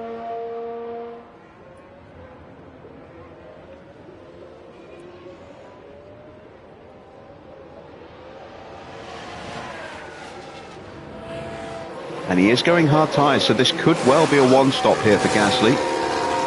Decent stop. Where is he going to come out in relation to Leclerc? It's going to be behind. By how much? Oh, he's behind Ocon, Maloney and Stroll. He's going to come out very close to his teammate. There is Albon. So a bit of work to do now for Gasly.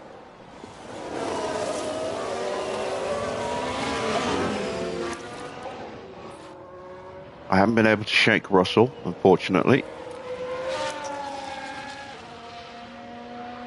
See if I can close up to Mick, who's on the same tyres as me, but in much worse condition.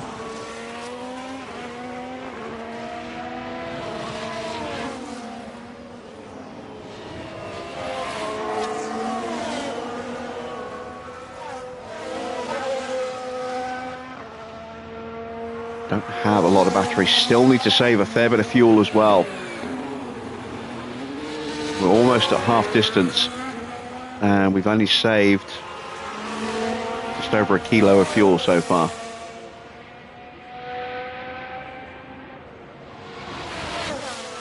Might have been a touch ambitious, under fueling by 2 laps. I thought we'd have better pace. Thought we'd be able to comfortably just sit in the train and fuel save, and that has not been the case tonight. Not sure why.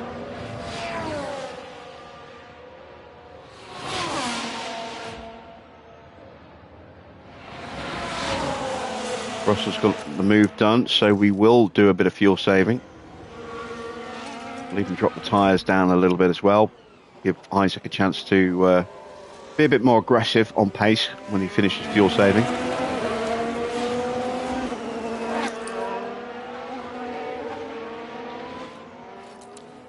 Max still showing pretty scary pace.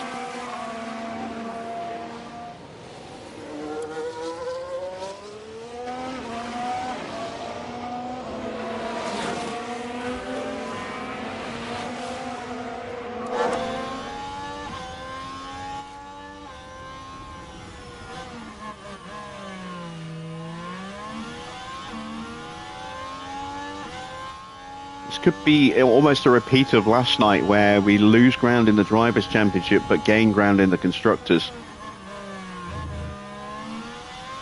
Depending on how the rest of this race goes.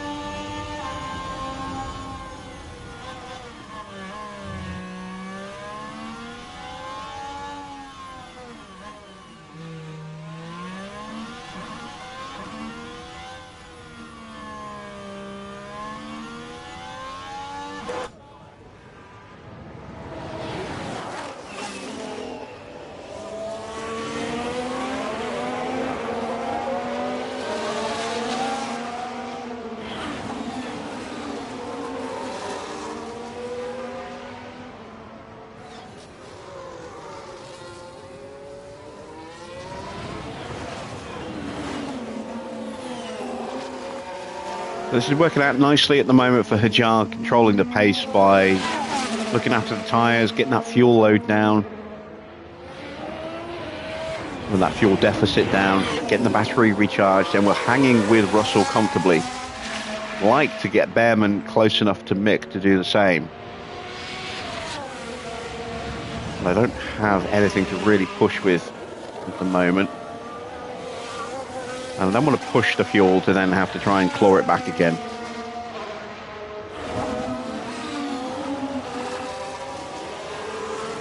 Because I've already got a lot to save as it is.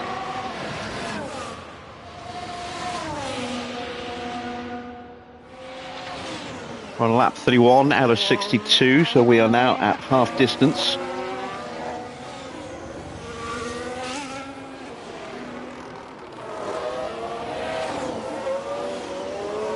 And this is looking like it could potentially be a comfortable win for Max tonight. Which would be disappointing.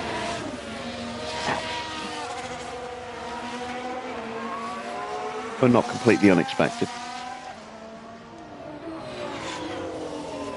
Oh, we just gained a little bit of ground on Mick there. Is he having a slow lap?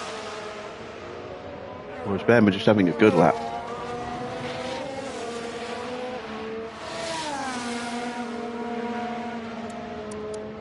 Tyres are starting to come in our favour as Mick's tyres are now below 60%. Maybe that's the reason. There is a noticeable difference in tyre pace when you go below 60%. And I think that's what we might be seeing here.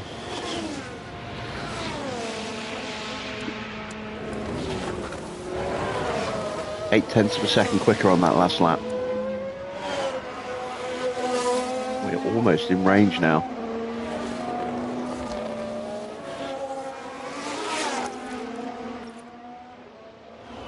New fastest lap of the Grand Prix for Zane Maloney, a 1:29.2. Behrman now almost there. Max's pace has dropped off as well because he's not pulling away from Schumacher anymore. We are closing the pair of them down.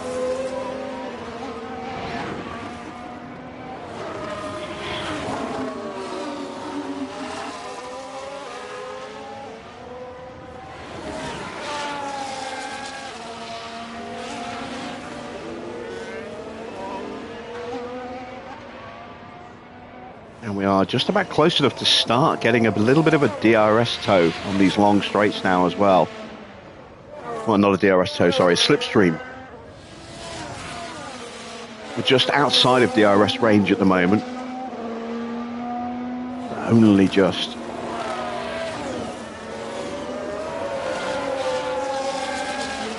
Car's working well right now.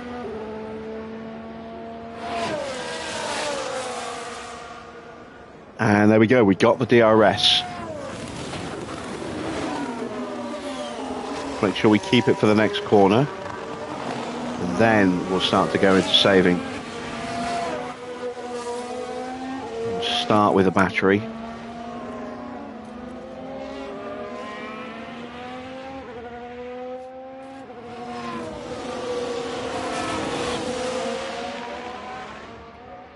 Fuel savings going great for Isaac right now.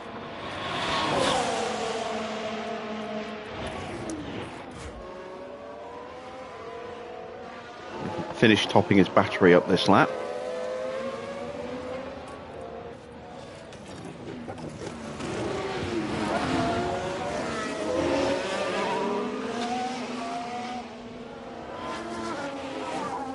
I need to overpush it. Copy. Things are starting to swing back towards us.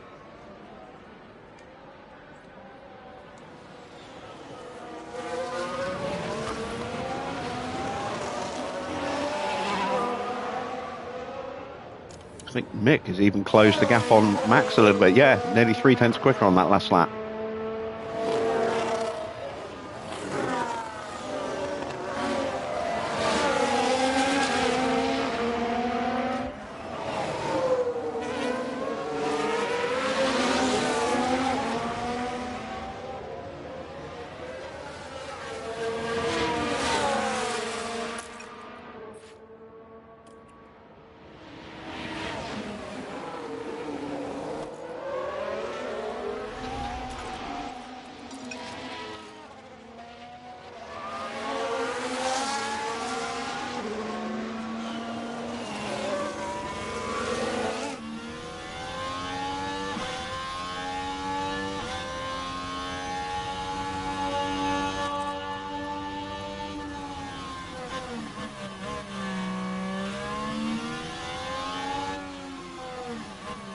being tucked up like this and trying and failing to overtake has hurt Isaac's confidence. He's now below his starting value. He's still just in the very high, so we need to try and help him get through. I can almost stop fuel saving with him as well.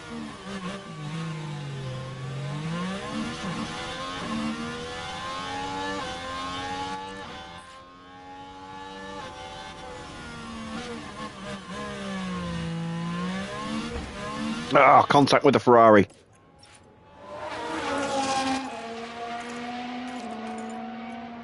And yes, No damage. Yes, we have. Oh, We've was had a there contact, crash. or was it just What Russell happened crashing? there?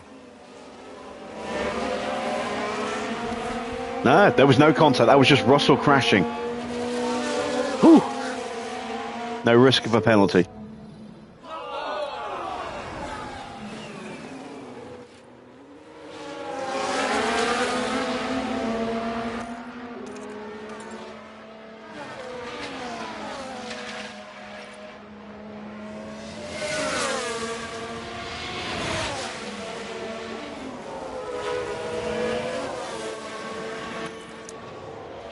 I want to let Insane. Russell get ahead. No, he's given us the DRS.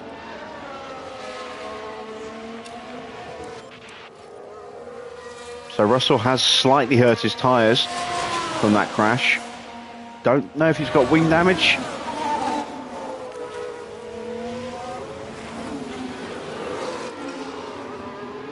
Yes, he's got a little bit of wing damage. Behrman has just dipped out of range of Schumacher, who has caught Max. Yeah, Max's tyres are dying. More pace. Copy.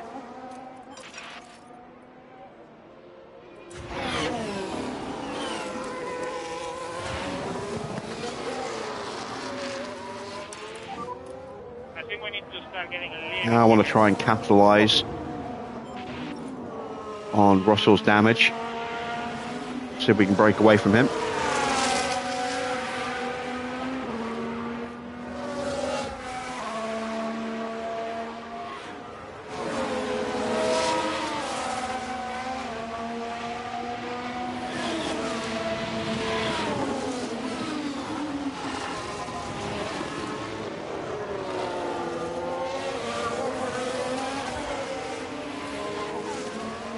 Almost dropped him. Could launch out of this corner, could do it. I think we just managed it. Nope, he got the DRS.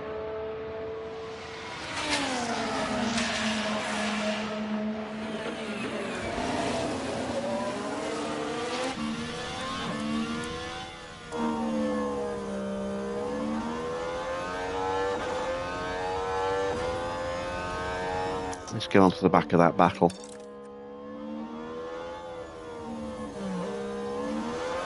And now we've managed to drop George. Question is, can we stay ahead of him? Should be able to.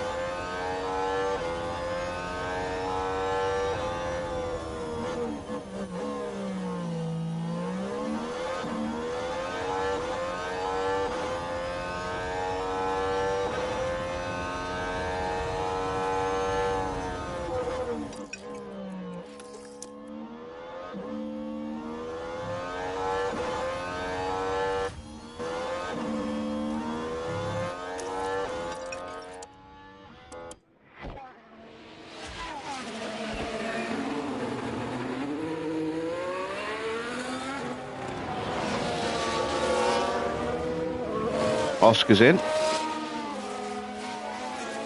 Getting off those softs. This could be the mediums. Be very telling if he does go softs, because that will explain what Max is going on to on the next stop.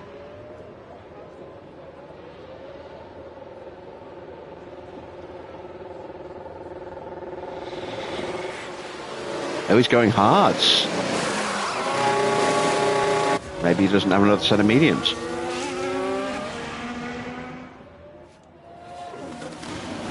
Or maybe it's just because his tyre wear can be a little high.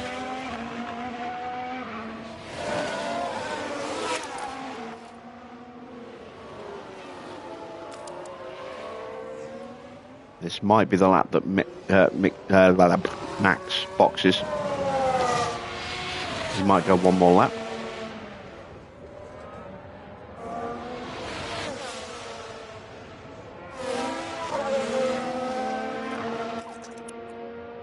Would like to get an overtake on him before he does box. We'll see if we can line him up. Now he's boxing.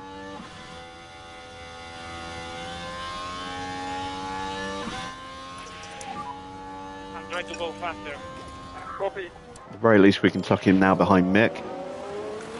And Max is going hard. Now that does put the ball back in our court.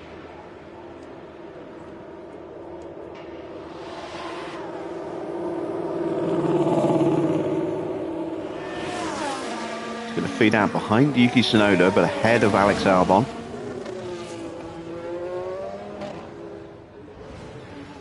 And once he gets those tyres up to temp, he's going to be very quick for a little while.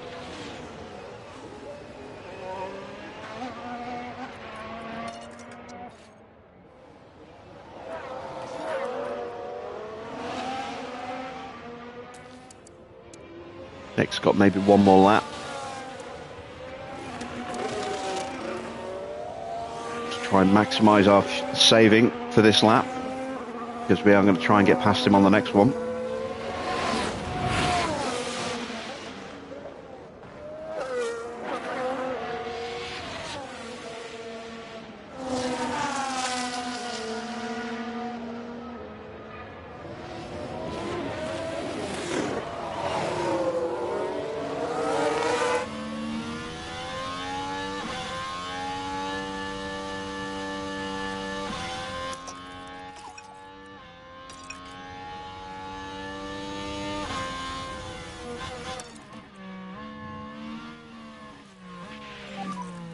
Okay, we need to push a bit more. Copy. Again, you can see just not even close to peak confidence. Copy. Why we need this overtake.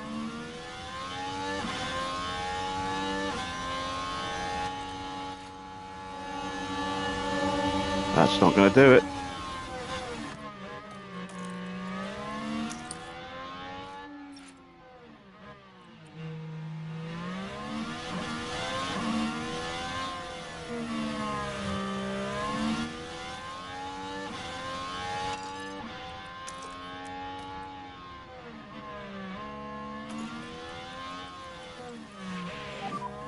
Try to get him. Get him.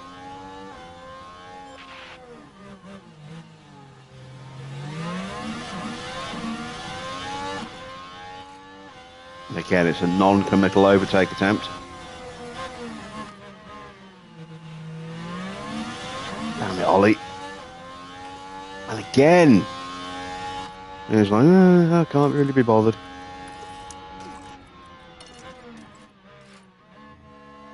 Right, hopefully Mick stays out another lap.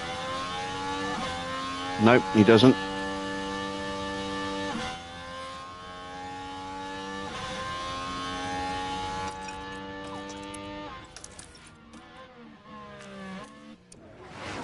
So, what tyres is Mick going on to? Is he going hards? Or is he going mediums? Let's see, Max is still behind Tsunoda. That's good.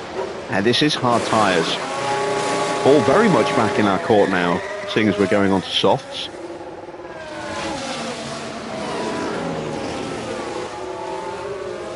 There is Max. Up the inside of Tsunoda. Struggling to find his way through against Ocon, who still has a lap or two of tyres left. Oh, he's just, there we go, he's straight through. And he'll be off and away now.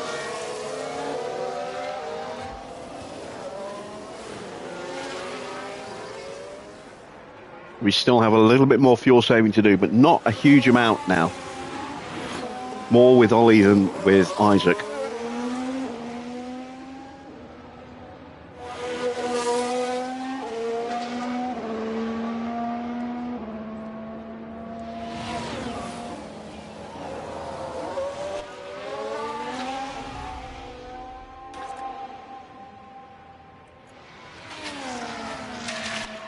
So we're looking at lap 43.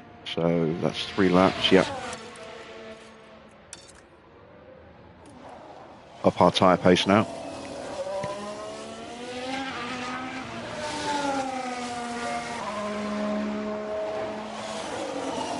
Squeeze the last little bit of pace out of these mediums.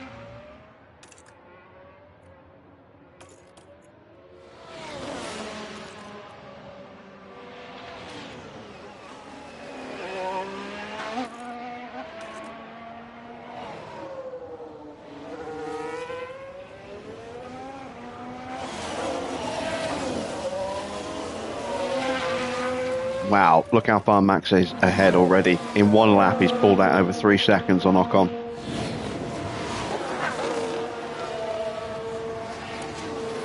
On 29.5. He was 3.5 seconds quicker that last lap than Esteban.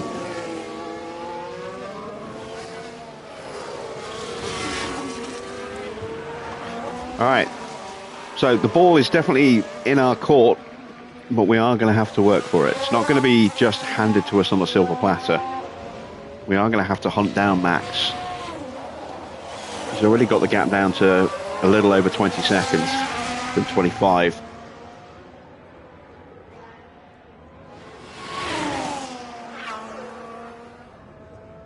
Pace are Ocon and Tsunoda doing? They're lapping about half a second slower than us at the moment. Mick is still caught behind them, so there's a chance that we can undercut Schumacher, at least with Behrman here, and close the gap with Isaac, and maybe for a double podium again. I don't know if we've got the win, but I think they're definitely on for a double podium.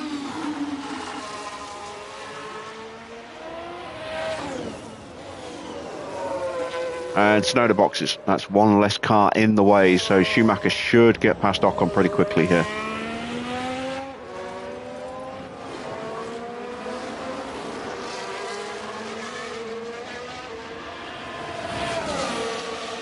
And doesn't even break a sweat, just flies through. There's a pit stop error for Yuki. The Alpine's crew are ready to act.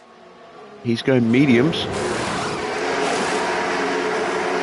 Oh, but they have trouble releasing the car.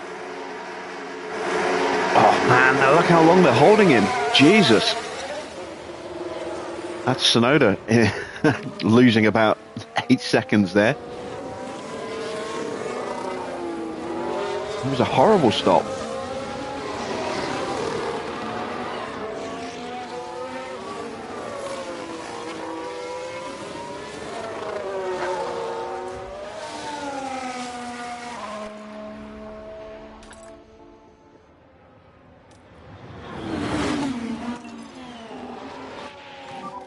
Is that all the pace you have? Is that all? Copy.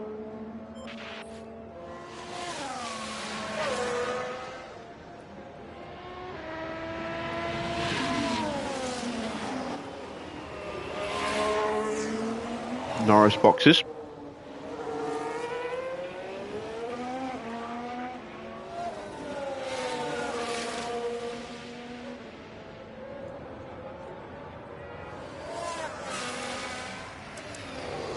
God, Max is only 18 seconds behind us now.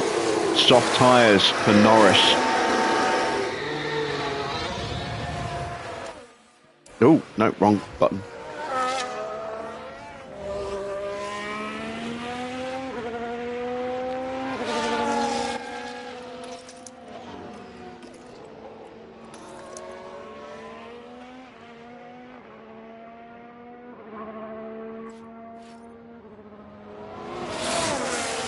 Maloney still has the fastest lap. 129.2. We should hopefully obliterate that.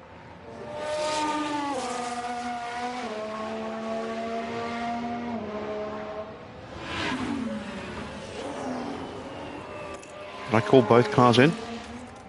Did I call either car in? No, I didn't.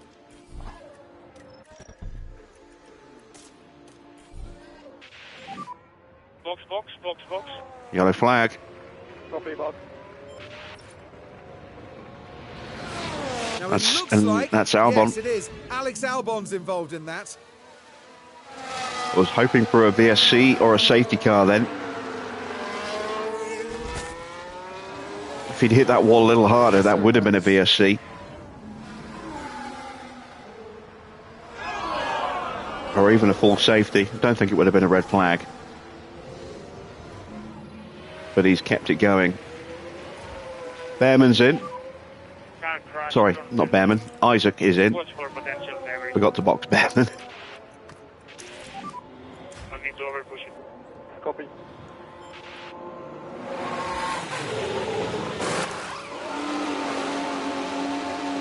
.9. That's 2 stops below 3 seconds this Grand Prix. Can we make it 3 out of 4?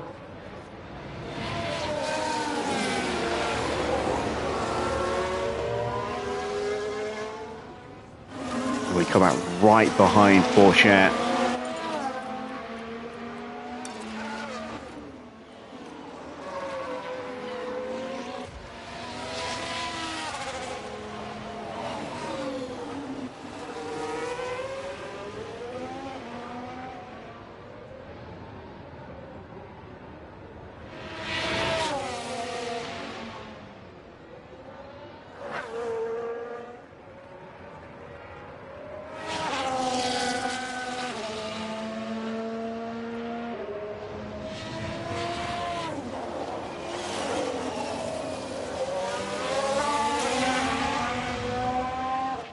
All right, here we go. We're driving to the box. Into the pits. Okay, copy. Max was only 14 seconds behind us, so we're going to be probably about 8 to 10 seconds behind Max when he eventually goes through.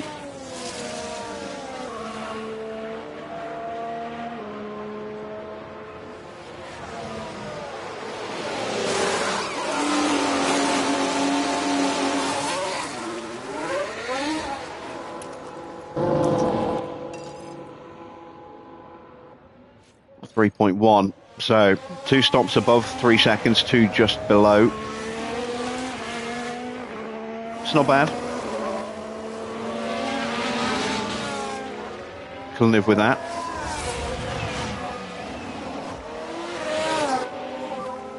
Insane. Got past Porsche. Got Norris right behind us, also on those new softs. I think we're about to give Norris the fastest lap attempt here, so we'll ease off on that.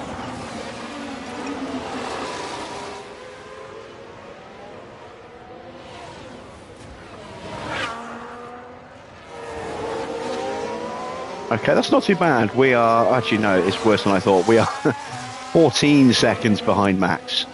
Oh, I didn't think we'd be that far behind. I missed Giovanazzi's lap. What was it? A 1:29.1. Yeah, I'm going to try and demolish that here. Behrman sets a new personal best middle sector.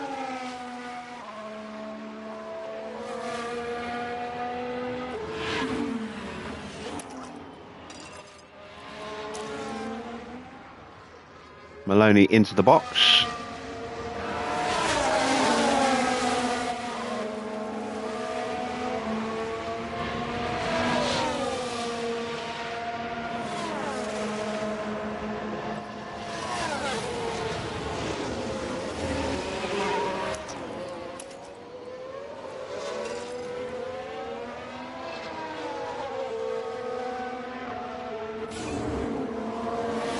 On 28.2, that's a quick lap. Issue in the pits for Maloney. Now talk us through this one, Karun. It's the Haas making the stop. However, they can't seem to jack the car up. That cost him about 7 seconds by my count there.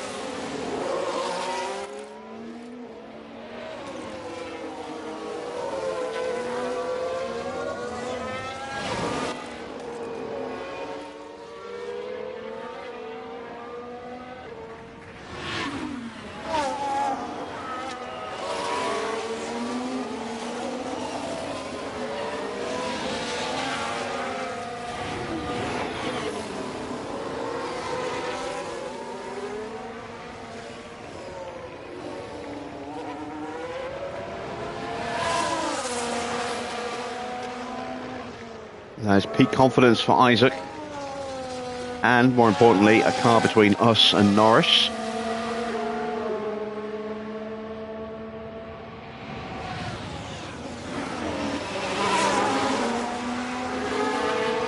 Behrman sets a new fastest lap of a 1:27.9.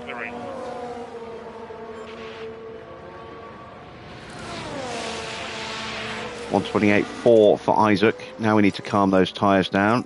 Stop burning the fuel. We'll keep pushing the battery for a couple more corners.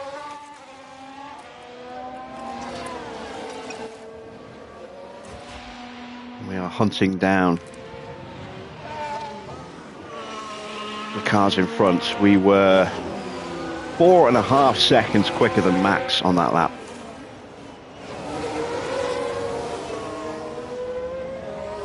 Although that's unsustainable, that level of push.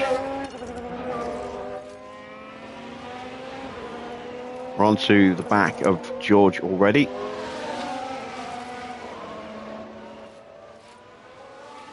Let's see if we can get through without stressing the car in any way here. Probably not.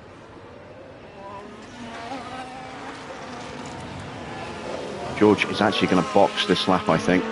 Damn it. Should have pushed for the overtake. Could have done with that little extra nudge of confidence. Hopefully he'll stay out.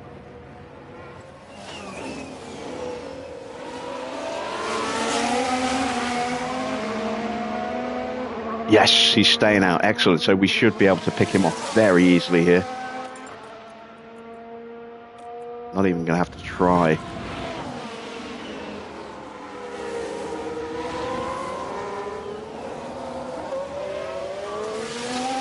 Straight through. Lovely stuff. And that is Behrman right on the cusp of peak confidence.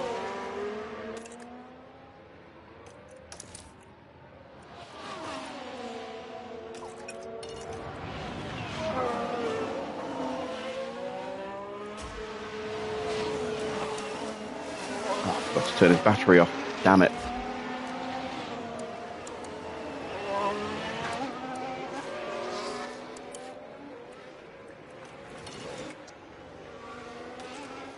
Yeah, we need to claw back some life in these tyres for Isaac.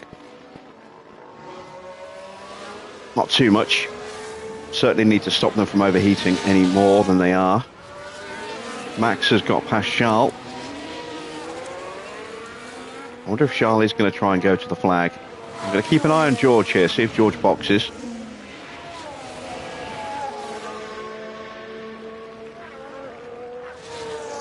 Leclerc's staying out.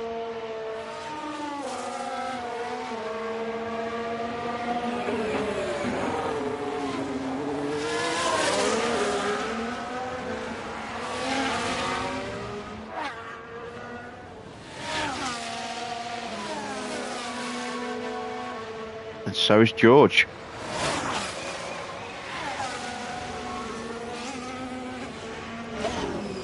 And there's Isaac, he's caught him already.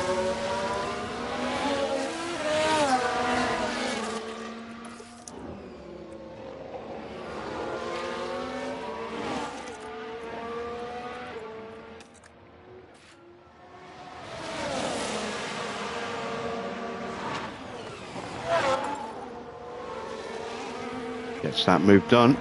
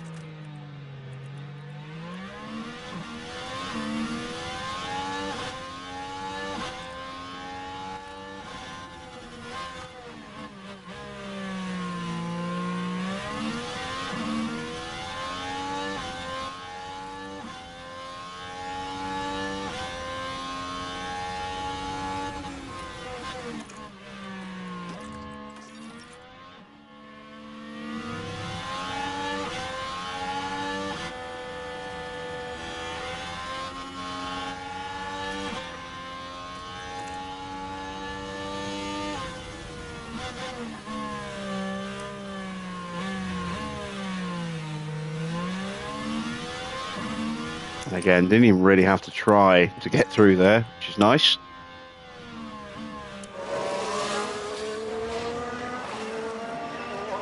Let's kick on. Try to pick up a bit more pace. See if we can get after Schumacher.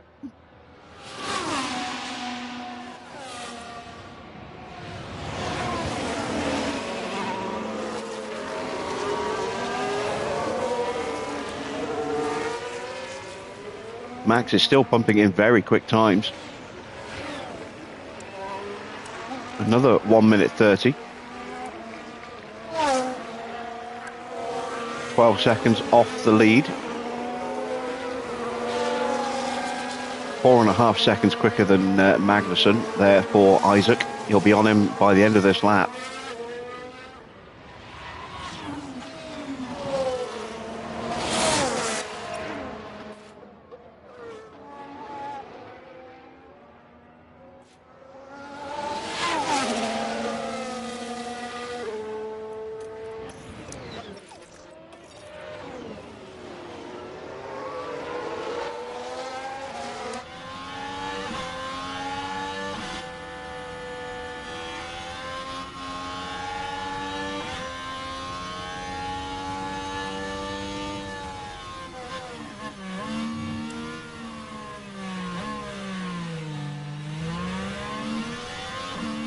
Another straightforward move.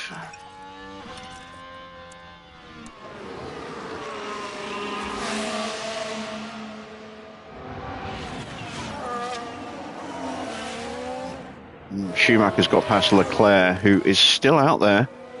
So's George.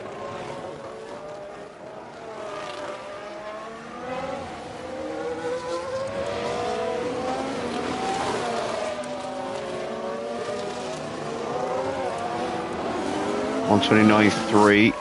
Now we need to put the battery into harvest again. Yeah, look at that. 4.6 seconds the difference between us and Charles Leclerc on that last lap.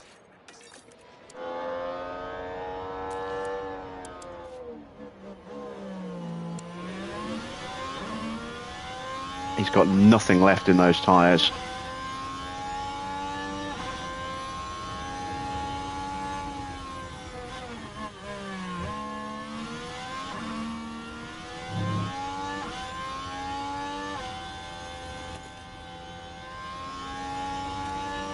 Ollie is in peak confidence at just the right time.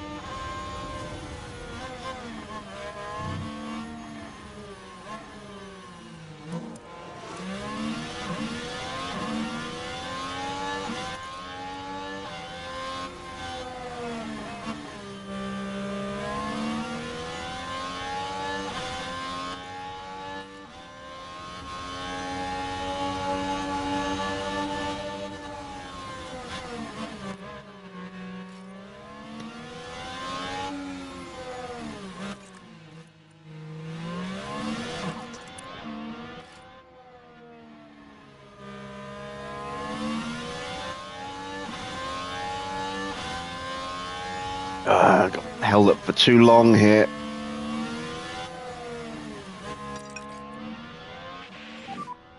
I think we need to start getting a little bit quicker.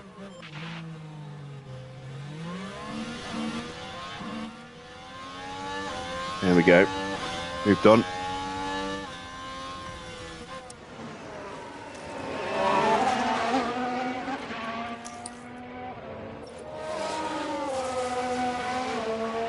Gap to Max is back up to 12 seconds. Max is back in the 130s again.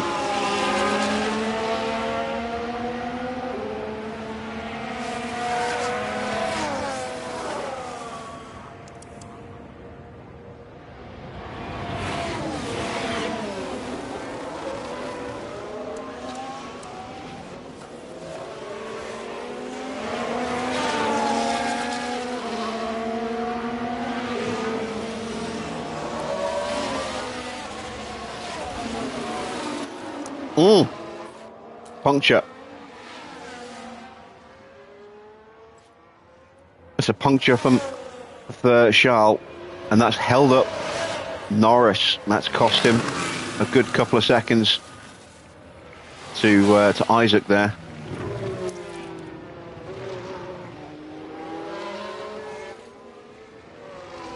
That's going to ruin the race of anyone who's going to try and overtake him through the twiggly bits.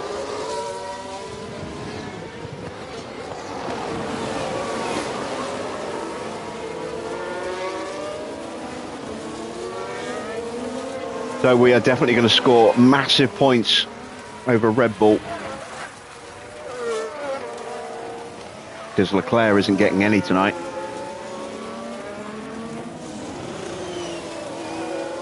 And he's just destroying so many people's chances of getting through cleanly.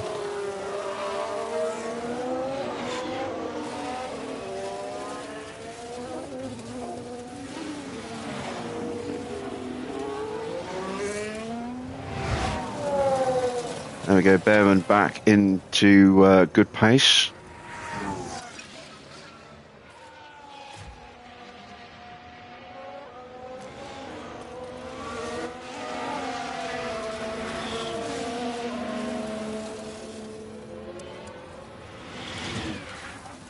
And that is a warning for George Russell, which he has not ceded. He is still not heeded that warning. He's still out there on 19% tyres as Leclerc limps back to the pits. We could well lose the fastest lap now as a result of that, but Russell is hanging out there and he's losing so much time. He's lost his points. Magnussen also taking that risk unnecessarily.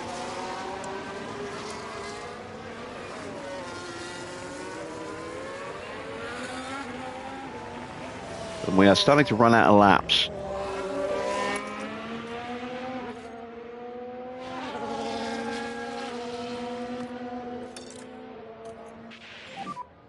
I'm trying to go faster. Maybe it's only one car on the podium tonight. Don't think Isaac's going to have the pace to catch and pass Schumacher. 9 seconds off him. Behrman will. But I don't think he's going to catch Max. Max is just pumping in stellar time after stellar time on those hard tyres.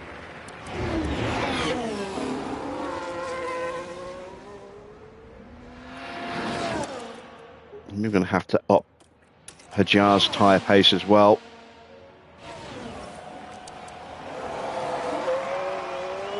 We have got a nice little gap to Norris now, 4 seconds.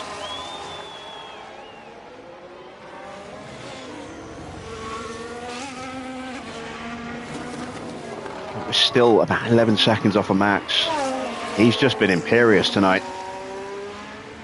No other way to describe it, really. He's had such immense pace on any set of tyres. I was worried when I saw how quick he was on those mediums at the start, even though he ragged them. He was still very, very quick, and even on these hard tyres, he's had more pace than I thought he would.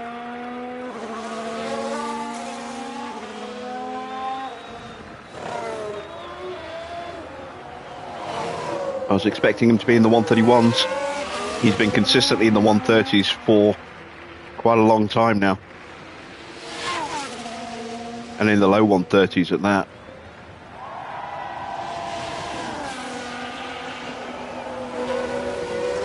Maybe if I hadn't taken so much fuel out of the car at the start, we would have been in a bit of a better shape. But even so, I don't think we would have caught Max tonight.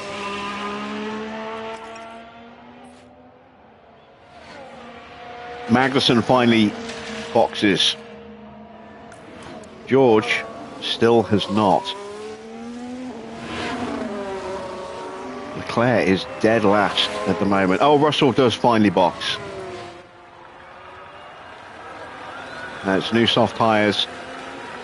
Well, soft tyres, maybe not new, but soft tyres going on both cars there.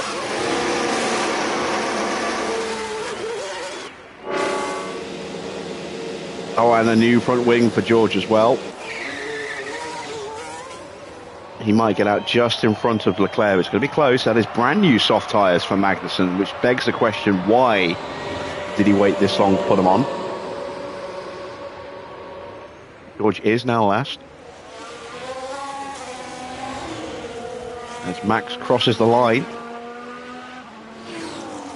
That's brand new for Russell as well. Again, why has the AI waited that long?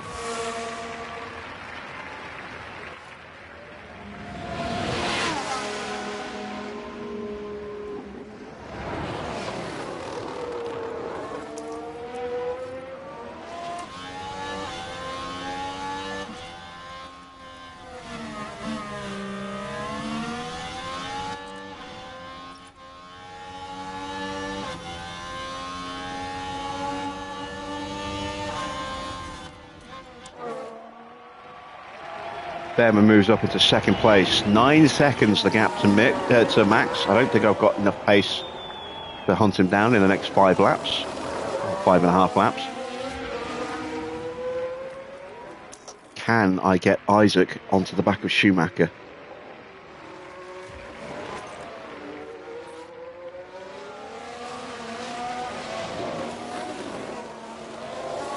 Problem I've got now is that while I'm trying to break away from him, I'm going to be giving Mick a turn, pulling him along at Ollie's pace. Just going to make it harder for Isaac to catch him. Just got to go all out and just try and break him quickly, I think. But I've got no battery left. So I'm going to have to do it with the tyres. And I can't do that for very long because they're going to melt. You have 5 laps to go.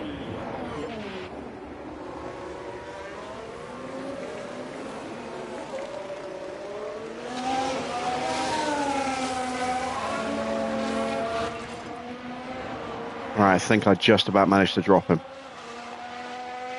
No, he's still there. That's a yellow flag. No punctures. There's been a It's crash. Magnussen. I was hoping it was me, Max, but it wasn't. And if we watch Magnussen, and ends up in the wall. That's clumsy. But it hasn't ended his race.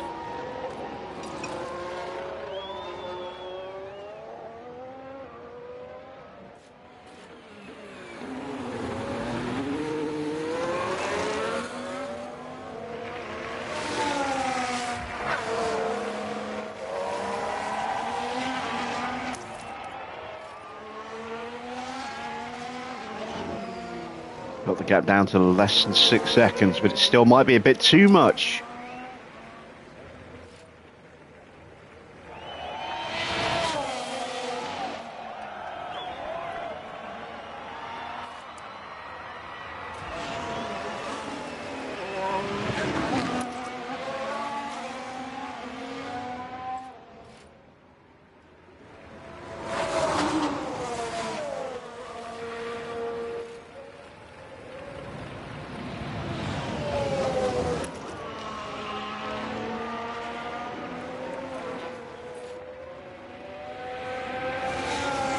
Four laps. Let's up the tyres again. See if we can get close to Max. Okay, we need to push a bit more.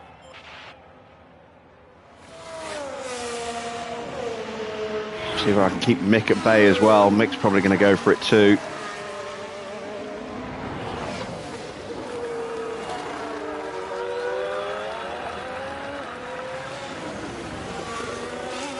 It's going to be close.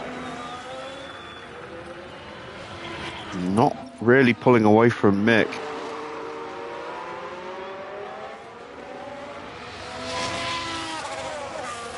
If anything, he might have just got back in DRS. I think he did.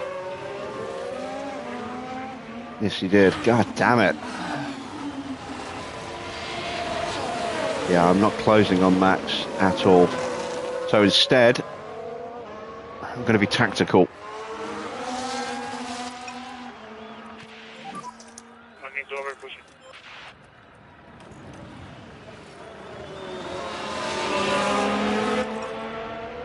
I'm going to try and really hold up Schumacher. Open up the opportunity for Hajar to close up. 3 laps to go. 3 laps.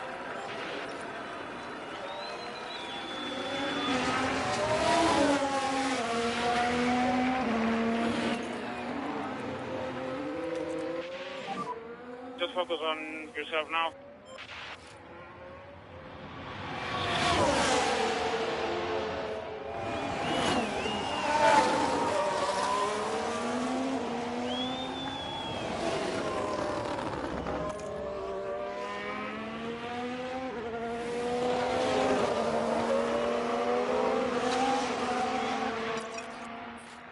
I think I've lost the opportunity. I can't keep that pace up with those tyres. They're going to completely shred themselves. So instead, it's going to be second and fourth. Okay, it's a little frustrating. Still, a strong result though. Max will get 25 points for the win.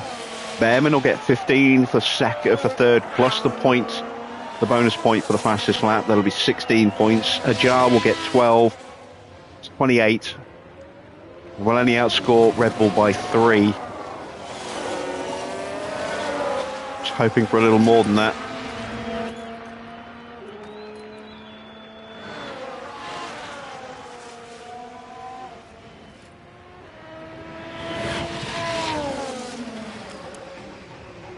Max is just so quick.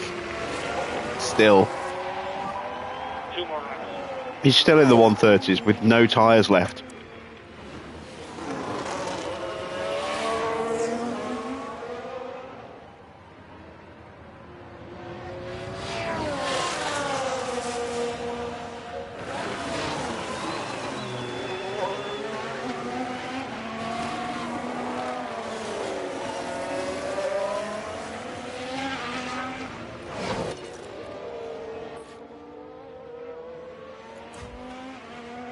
Get Jar to bring it home. He's got a nice healthy 11-second gap now to Norris.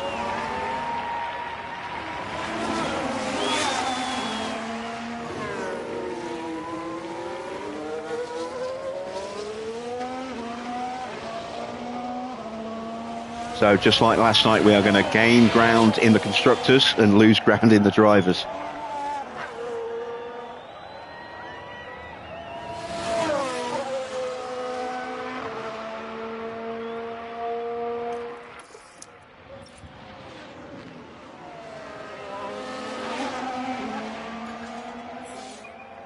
But at least we got car on the podium.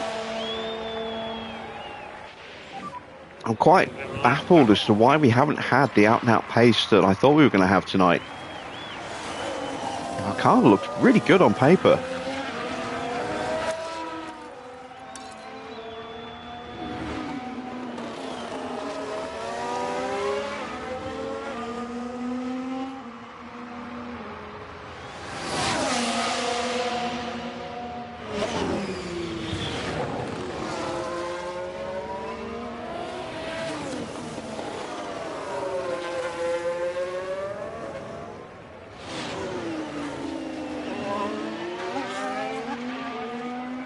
Mick is not giving it up.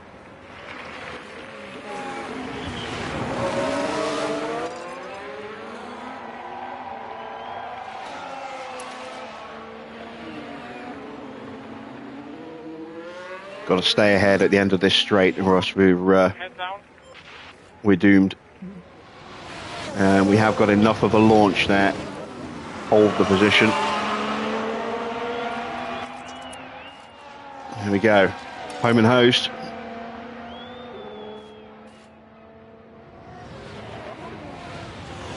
Driver's title is starting to slip away a little bit. We've got no more upgrades planned for this season. So this is the best we've got. Max Verstappen over the finish line. It is another win for Max. Winner. He is now the most winningest driver this season.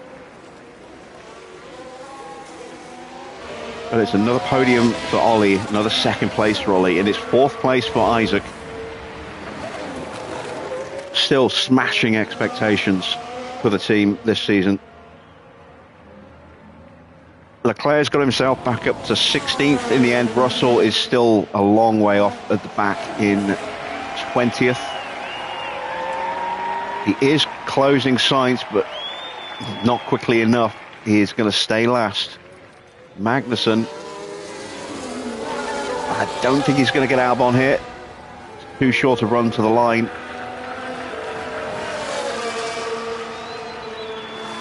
No, there we go.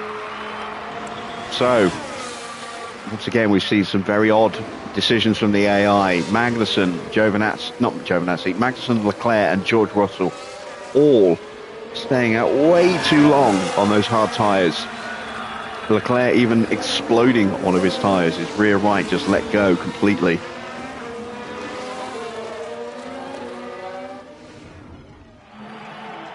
Wasn't that a fantastic drive from the Alfa Romeo driver?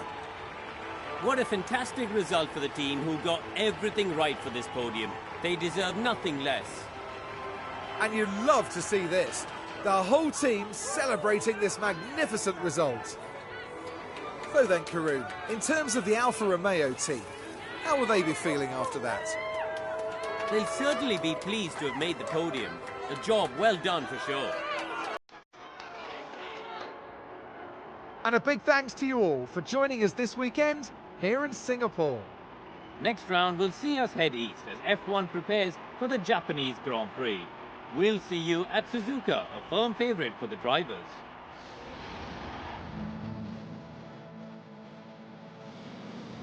So, confirmation then of the final result. It is another win for Max Verstappen. Ollie down from pole to second in the end. Did get the fastest lap though, and reasonably comfortably in the end. 3/10 quicker than Ocon's time, which I think was the second quickest time.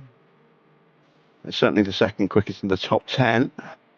Not seeing anyone else posting the time quicker than that. Yeah, there we go. It is third place for Schumacher, so a solid podium for him. He's been lacking points this season. Isaac gains 3 places from where he started to finish in 4th and brings home another 12 for the team.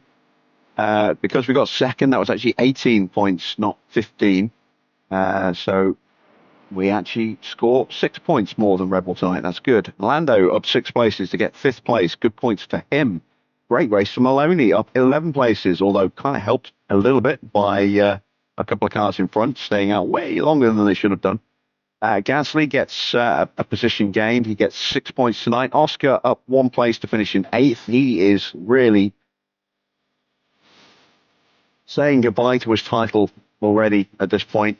Ocon up 3 places to finish 9th, and Stroll gets the final point for Ferrari, up 6 places to finish in 10th. Bottom half of the standings, Tsunoda's in 11th. Porsche, disappointing race again for him. He's down in 12th. Albon, decent recovery. Again, helped slightly by a couple of cars having, issues that they shouldn't have had, but he gained some places. Disappointing race for Magnussen, staying out way too long on those tyres. Belichick's gains 3 spots. 16th, Charles Leclerc down 12 places. Could have been in contention for a podium tonight, but threw it all away with that puncture. Giovinazzi in 17th ahead of Zhou, and then Sainz and George Russell bringing up the rear again. On for solid points tonight, but stupid strategy cost him dearly. In the drivers' standings, it is Max who stays top. Win number 6 now for Max Verstappen. He's on 257 points. Ollie in second has 4 wins to his name. 1 podium more than Max on 10 podiums against 9. And is currently 18 points behind in the championship. Leclerc stays third. No points scored tonight. And with Isaac getting 4th place and 12 points, that gap has come down to 19 points. He is definitely closing on Charles and is in with a shout of getting 3rd in the standings. Oscar in 5th on 141 points. His title is now very much out of his grasp. He is not scoring consistently this season. The car just doesn't seem to be working properly for him for whatever reason. And he is 116 points away from Max. So his title has gone. He has picked up 1 win this year, but only 5 podiums. He's not been particularly consistent. Lando in 6th place has 137 points. He's now just 4 away from the defending world champion.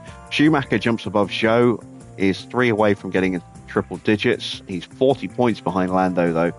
Zhou gets no points tonight, stays on 82 points in 8th. Ocon in 9th and Gasly in 10th. Moving a bit further down, Maloney moves up above Porsche into 11th place. Those two are tied on points. Russell in 13th, Sainz 14th, Tsunoda 15th, Magnussen 16th, Belishack 17th, 18th for Giovinazzi. Stroll in 19th picks up an extra point, and he's now 2 clear of last placed Alex Albon, who has just 5 points this season. 1 point more than the number of DNFs he's had, which is quite bad. Looking at the constructors' standings, 445 points for Red Bull, but we've closed the gap by another 6. We are now 37 points behind them. That is doable. That is definitely doable. AlphaTauri gets some decent points, 19 to hang on to 3rd place and just move away from McLaren by another 6. The gap currently standing at 26 points. Haas in 5th, pick up another 8 points. They are now 100 points behind McLaren, but they have stretched their gap over Mercedes to 18. Can't add up tonight. Aston Martin in 7th, pull away from Alpine a little bit. Ferrari with an extra point, still comfortably clear of Williams, but not really making the progress they need to catch Alpine. And into the pit stop competition, it's a 1-2 for Red Bull ahead of AlphaTauri, McLaren, AlphaTauri, Ferrari. Then it's Aston Martin with Gasly, the 2 Alpines of Tsunoda and Sainz, and then the final position goes to the 2nd McLaren of Esteban Ocon. 2.4 was the slowest time in the top 10. Our best time was 4 tenths slower than that with a 2.87. But we are starting to see some improvements. We had 4 stops and 2 of them were below 3 seconds. Is that our best pit stop of the season? Let's have a look. Our best is a 2.87. That was our new quickest stop of the season. So we are still trending upwards slowly, although we have lost a place to Aston Martin, who did pick up 6 points tonight. So we are now down into 9th place. Red Bull running away with this competition this year. They are 105 points clear of AlphaTauri, who are comfortably clear of Ferrari, who are comfortably clear of McLaren. It's looking like those are going to be the top 4 this season, unless Mercedes can suddenly start scoring some big points to challenge McLaren. It's unlikely. They just don't seem to be where they need to be this year in any real aspect, although they have improved on last year, but not by a lot. Let's take a look at our driver report cards. 12 and 15 going forward for Isaac, 8 and 7 in defence. For Ollie, it's 8 and 18. He is really struggling with overtaking this season. Definitely is a weakness, but I do want to get his pace up a little bit more before I try and focus on that overtaking. Decent in defence, 5 and 3. And yeah, the numbers aren't amazing, but we've got the positions, so can't grumble too much. As far as the sponsors go, well, we completed the finish position streak, which wasn't that hard. One in the top 15 for 2 races. It's worth 297,000. We got the fastest lap. That's worth another 238 grand. And we also got 2 cars into Q2 for an extra 198. And then for the guarantees, we got both cars in the top 8. We got both cars into Q3 and both in the top 10. So 4.2 mil. That's not too bad.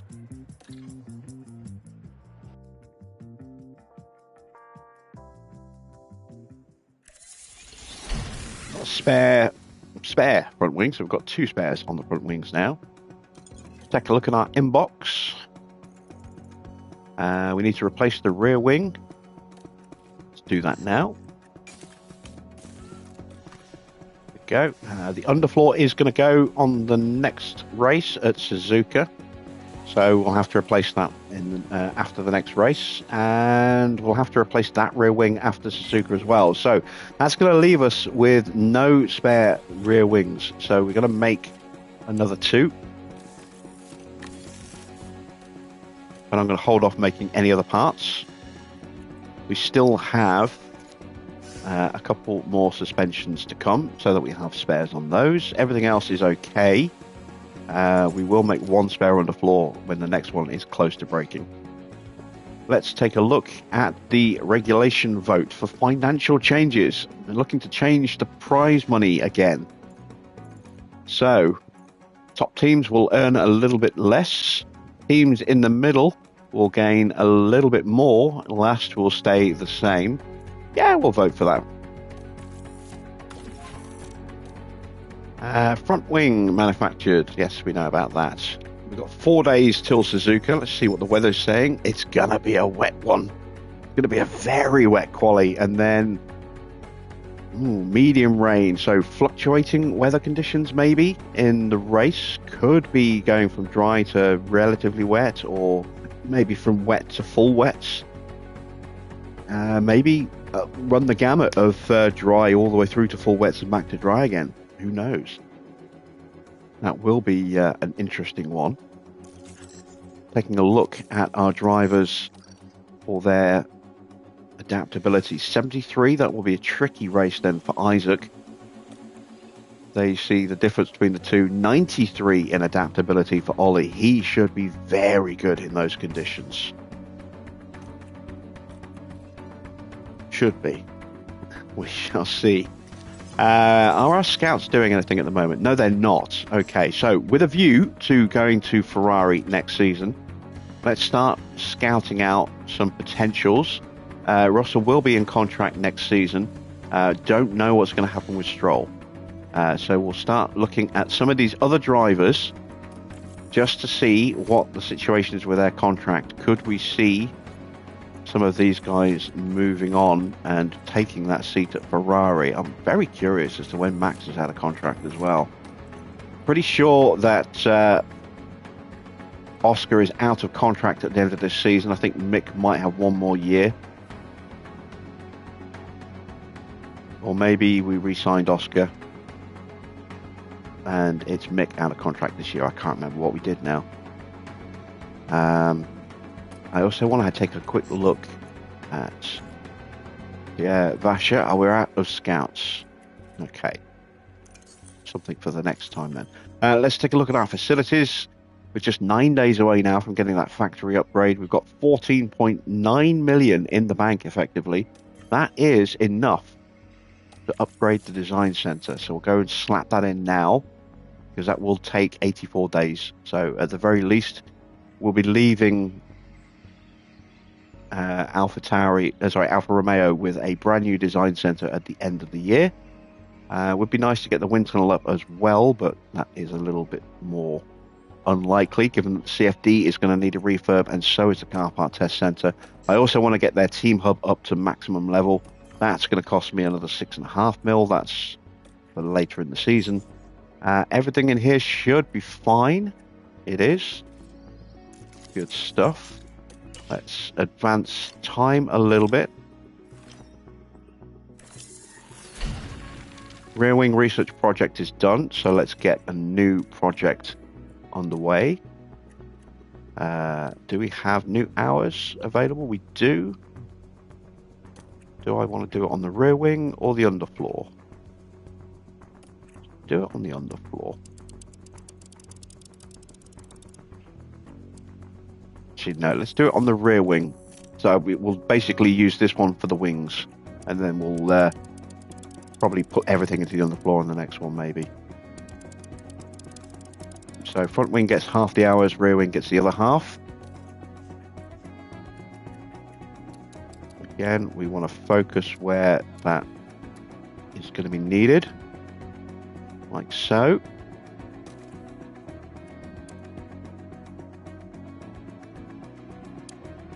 Put 3 engineers on that one. So that will come out around the same time as the front wing. And that is it for tonight. So tomorrow we head to Suzuka, and a very soggy looking Suzuka according to that weather report. Been an interesting race. I thought we would have a little bit more pace than we did. Our car is in probably the best shape it's been for a few races, and we just didn't have enough. And that's all we've got to give as well. We don't have any more upgrades coming this year. So hopefully that will still be enough to keep the challenge alive. If we miss out on getting the drivers and constructors, I'll be a little disappointed. But in the grand scheme of things, second in both, still a hell of an achievement considering where we were looking at the beginning of the year when we joined the team. So I can't complain too much about that. We are, as I say, 37 points behind Red Bull in the Constructors' Championship. And Ollie has slipped a little bit more in the drivers, 18 points behind now in the drivers' standings, but still in striking range, and anything can happen. We've still got 7 rounds to go. So it's still all to play for, and 3 of those rounds are sprints. We've got Losail, Kota, and Brazil all to come with sprints, but Suzuka is the next one. That'll be tomorrow at the usual time of 8 p.m. Until then, that's it from me. Thanks for watching. I hope you've enjoyed the race. If you have, please drop a like, and I will be back with more F1 Manager very soon.